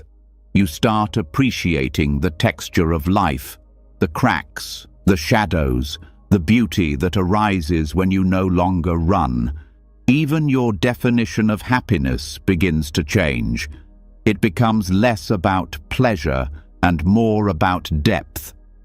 Less about escape and more about connection. When you welcome dukkha as feedback, You stop fearing your emotions. You start to trust them, not because they are always correct, but because they are always meaningful. They are signals, invitations, openings. Even in their messiness, they carry wisdom. And as you move forward, you begin to thank your pain. Not because it felt good, but because it woke you up. It pointed you back to the parts of yourself you forgot. It showed you what mattered. It taught you how to stay. You stop needing life to be easy. You ask instead that it be real. You stop asking for comfort alone. You ask to be present, to be honest, to be free, not from pain, but within it. And in that freedom, you no longer see suffering as the end. You see it as a sign, a turning point, a quiet invitation to return to what matters. And this time you answer, with presence, with breath, with a heart open enough to feel it all. After allowing suffering to guide you instead of defeating you, something begins to change. You no longer brace against difficulty. You listen, you feel, you let pain point you back toward what matters. But once you've learned to sit with discomfort, a deeper question often appears. If I no longer need to chase comfort or escape pain, how do I move forward? If there's no fixed identity, no solid ground, no final answer, how do I walk through life? This is where the teachings of the Thai forest tradition offer their quiet wisdom. They remind us, sometimes the path is not a straight line. Sometimes we find the deepest clarity by wandering. The forest monks of Thailand live this truth, not as theory, but as practice. They don't hide from the world, but step into the wilderness with no map. They take the teachings into the forest, into solitude, into the unknown, not to escape the world, but to see it more clearly. They walk without plans, trusting that the journey itself will shape the understanding. They let nature become their teacher, not through explanations, but through silence, through rhythm, through simplicity. Their lives show that wandering doesn't mean being lost. It can mean listening more deeply than ever before. This way of practice is rooted in renunciation, but not of joy. It's a renunciation of distraction, of excess, of the false security that comes from controlling every detail. When you strip away what is not essential, what remains is direct contact with life, with breath, with hunger, with the sound of insects at night, with the uncertainty of weather, with your own mind, unguarded and unfiltered. And in that rawness, something ancient wakes up. A kind of knowing that doesn't need to be spoken. The wandering monks teach us that stillness and movement are not opposites. You can be in constant motion and still be centered. You can be without a home and still be grounded. The path is not always about arriving. Sometimes it's about becoming attuned to each step. Each footfall becomes part of the meditation. Each encounter, a mirror. Each moment of discomfort, a lesson. This form of wandering demands presence. When you don't know where you'll sleep tonight, you pay attention to what's here now. When your belongings fit into a single bag, your priorities shift. You learn to need less, to carry less, to think less, and in that lightness, you find space for something deeper than convenience. You find space for the truth. The Thai forest masters, like Ajahn Chah and Ajahn Mun, didn't teach by giving fixed answers. They lived the questions. They spoke of training the mind the way one trains the body, through repetition, patience, simplicity. Their teachings were direct, rooted in experience, not abstract ideas, but living insights that came from walking, observing, sitting, and returning again and again to the breath. These monks show that practice is not confined to a cushion. It's in how you walk, how you eat, how you respond to difficulty. Wandering doesn't mean aimlessness. It means carrying your intention with you wherever you go. It means letting your commitment to awareness travel with you through the forest, through the heat, through hunger, through loneliness. Every part of the journey becomes part of the path. This way of moving through life invites a different relationship with uncertainty. When you no longer need to know what comes next, you become more available to what is. The forest monks don't demand clarity before they begin walking. They walk, and the clarity comes through the walking. You can live this way too, not needing to solve everything, trusting that staying present, even in confusion, is its own kind of purpose. The forest teaches this through contrast. You feel the sharpness of discomfort. You feel the peace of still mornings. You learn from cold nights and aching feet, from the simplicity of a bowl of rice, from the echo of your thoughts in the absence of distraction. The forest mirrors your mind. If you are scattered, it reflects that back to you. If you are calm, it holds you. It doesn't flatter, it reveals. And this revealing is the gift. Because what gets uncovered is not always pretty, but it's true. You see your fear, your pride, your craving. You see how easily the mind jumps, resists, clings. But you also see what is beneath all of that. The part of you that watches, that breathes, that doesn't need fixing, that is simply aware. This kind of wandering doesn't only happen in forests, it happens in the inner life. When you step away from your normal routine, when you enter unfamiliar emotional landscapes, when you stop clinging to what's familiar, you can walk through your day like a monk walks through the trees, alert, present, unburdened by expectation. Your home becomes a forest when you approach it with awareness. The discipline of this path is quiet. It's in not rushing, in not grabbing for stimulation, in not filling the silence with noise.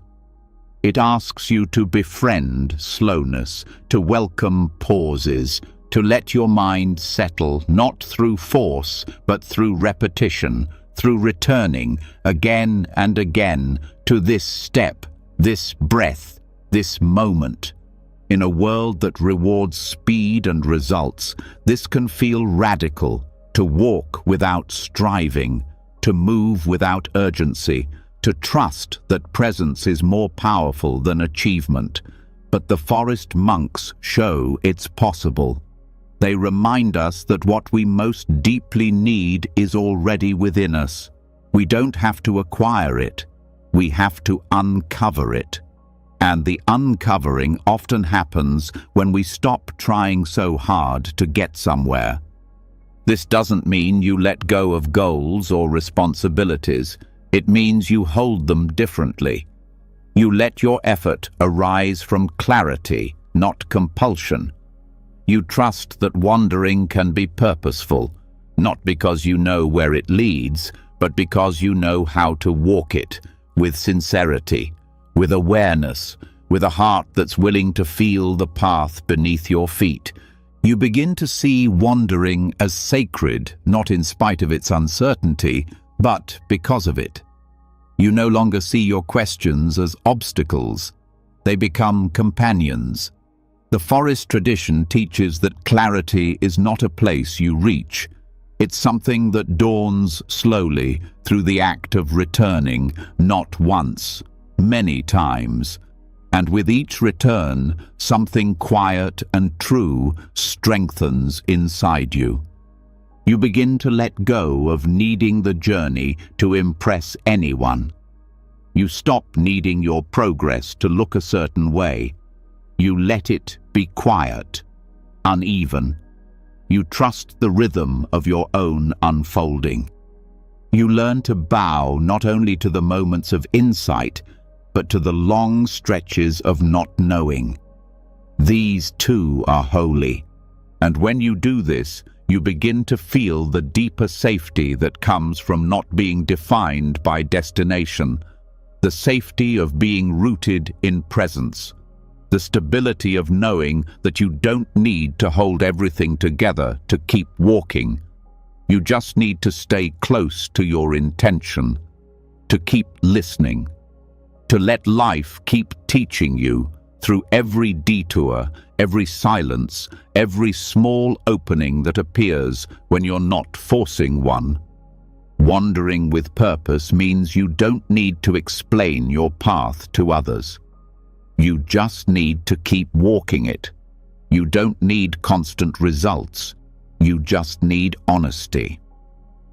And the forest tradition holds this honesty with gentleness. It says, walk slowly, breathe deeply, let the path reveal itself. Even when the world is loud, you can still return to this quiet way, not by leaving everything behind, but by remembering that the practice is already with you, in your breath, in your step, in your willingness to stop running from your own heart.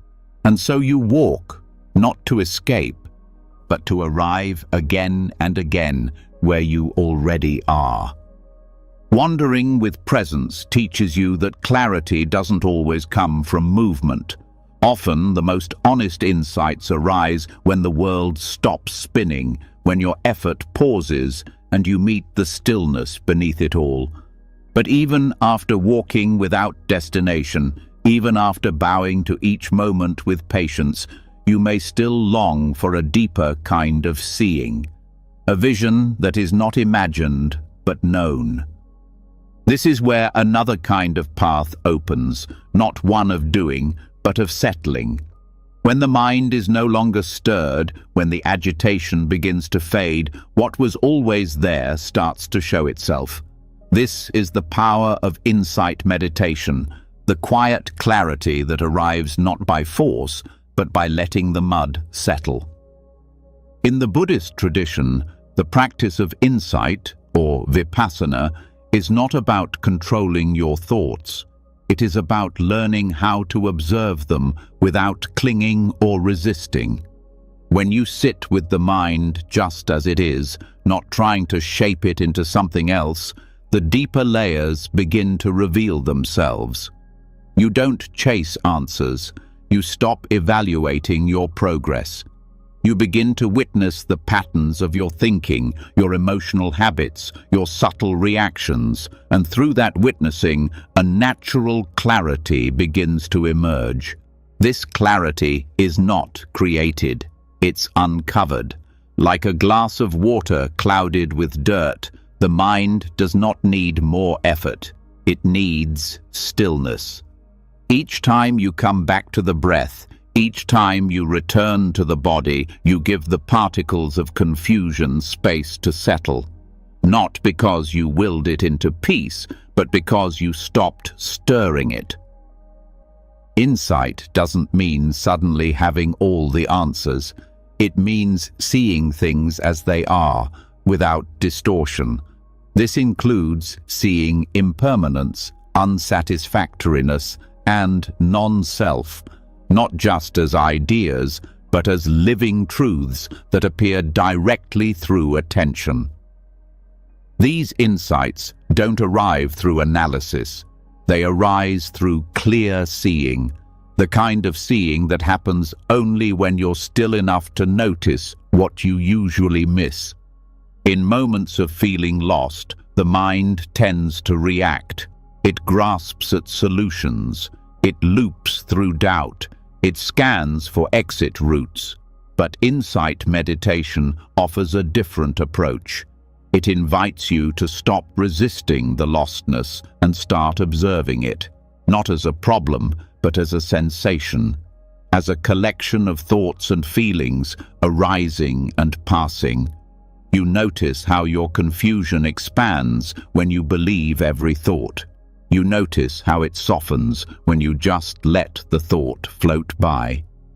This noticing changes everything. You begin to see that much of your suffering is optional. That pain may be real, but the story around it, the pressure, the comparison, the judgment, is often something you're adding, not on purpose, but out of habit. And once you see this, you have a choice. You don't need to fight the thought. You just stop feeding it. You let it drift. You return to the breath. You watch the ripples fade.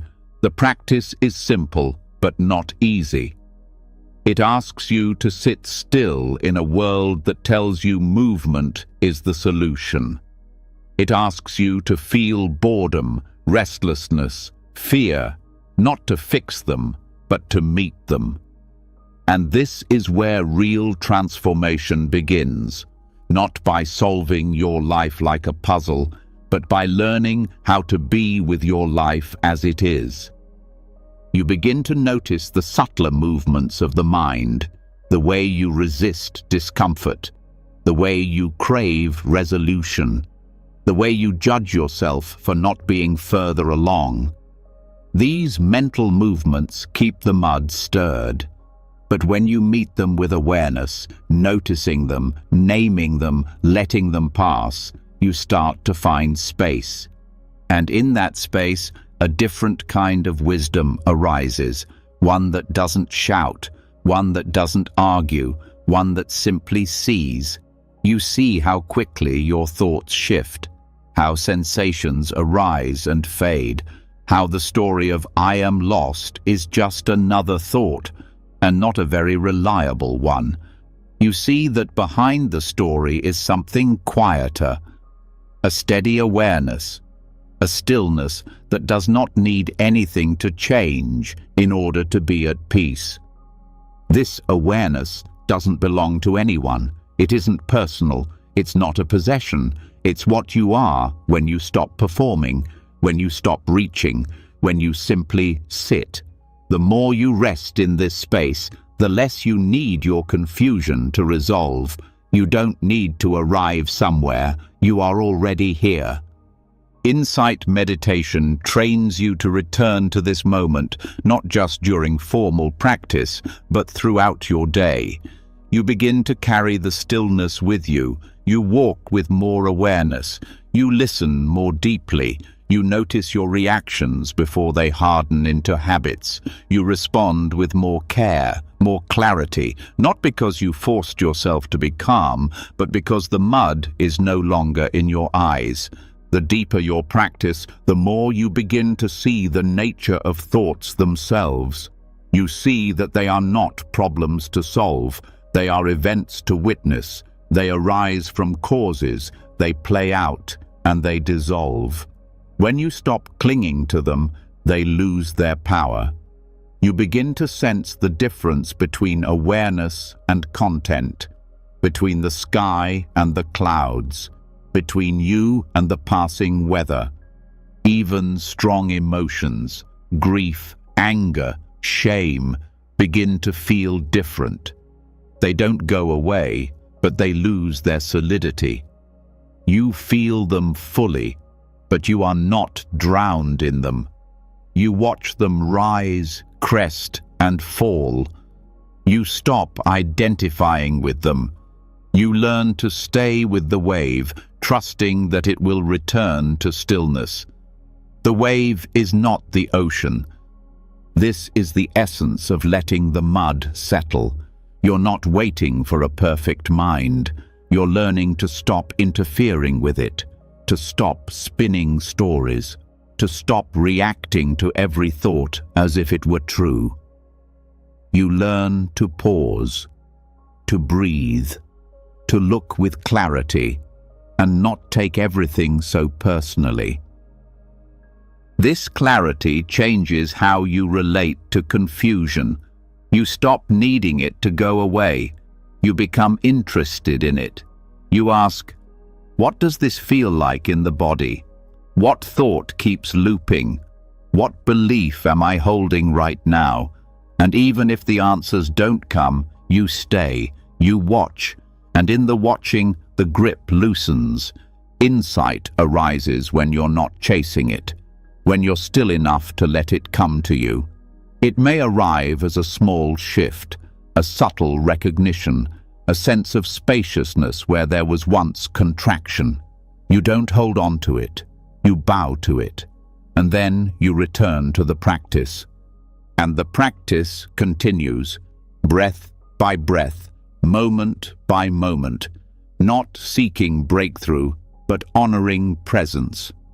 You trust that each return deepens your capacity to see clearly, that each moment of stillness helps settle the layers of confusion, that even if you don't feel clarity now, it is forming below the surface. Insight. Meditation is not a quick fix. It's a path of patience, of humility, of returning again and again to what is real. The lostness does not disappear overnight, but over time, it stops frightening you. It stops defining you. It becomes another experience, held in awareness, resting in the quiet that was always underneath. And in that quiet, you see what you were never meant to force. You feel what you once tried to outrun. You become the stillness that lets it all unfold, and in that stillness, you finally see. So here you are, still, breathing, after everything. After wandering through the forests of doubt, the silence of not knowing, the fire of letting go, you're still here. And maybe that's the most important truth of all. You never needed to have it all figured out. You just needed to stop running from the questions. You've now seen that feeling lost isn't a flaw, it's a path. The beginner's mind is fertile. Confusion is a koan. Suffering is not punishment, but a compass. Emptiness isn't void, it's space. Every piece you thought was falling apart was actually falling into place, not because you controlled it, but because you allowed it. You let the mud settle. You stepped out of the burning house. You welcomed your demons. You trusted the silence. You let the old identity dissolve. And in that sacred unraveling, you touched something real. So, if you're lying there now, still unsure, still open, still breathing, that's enough. That's everything. You're not broken, you're becoming. And when you're ready, share something below. Not to prove anything, but to mark your presence. Maybe one word, maybe one sentence. What part of this teaching stayed with you? What did you feel?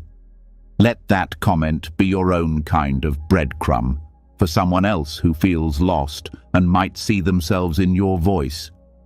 And if you want more journeys like this, more teachings that hold you gently while helping you see clearly, subscribe.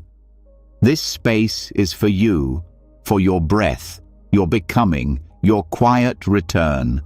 Now sleep well, let the teachings carry you, you're already home.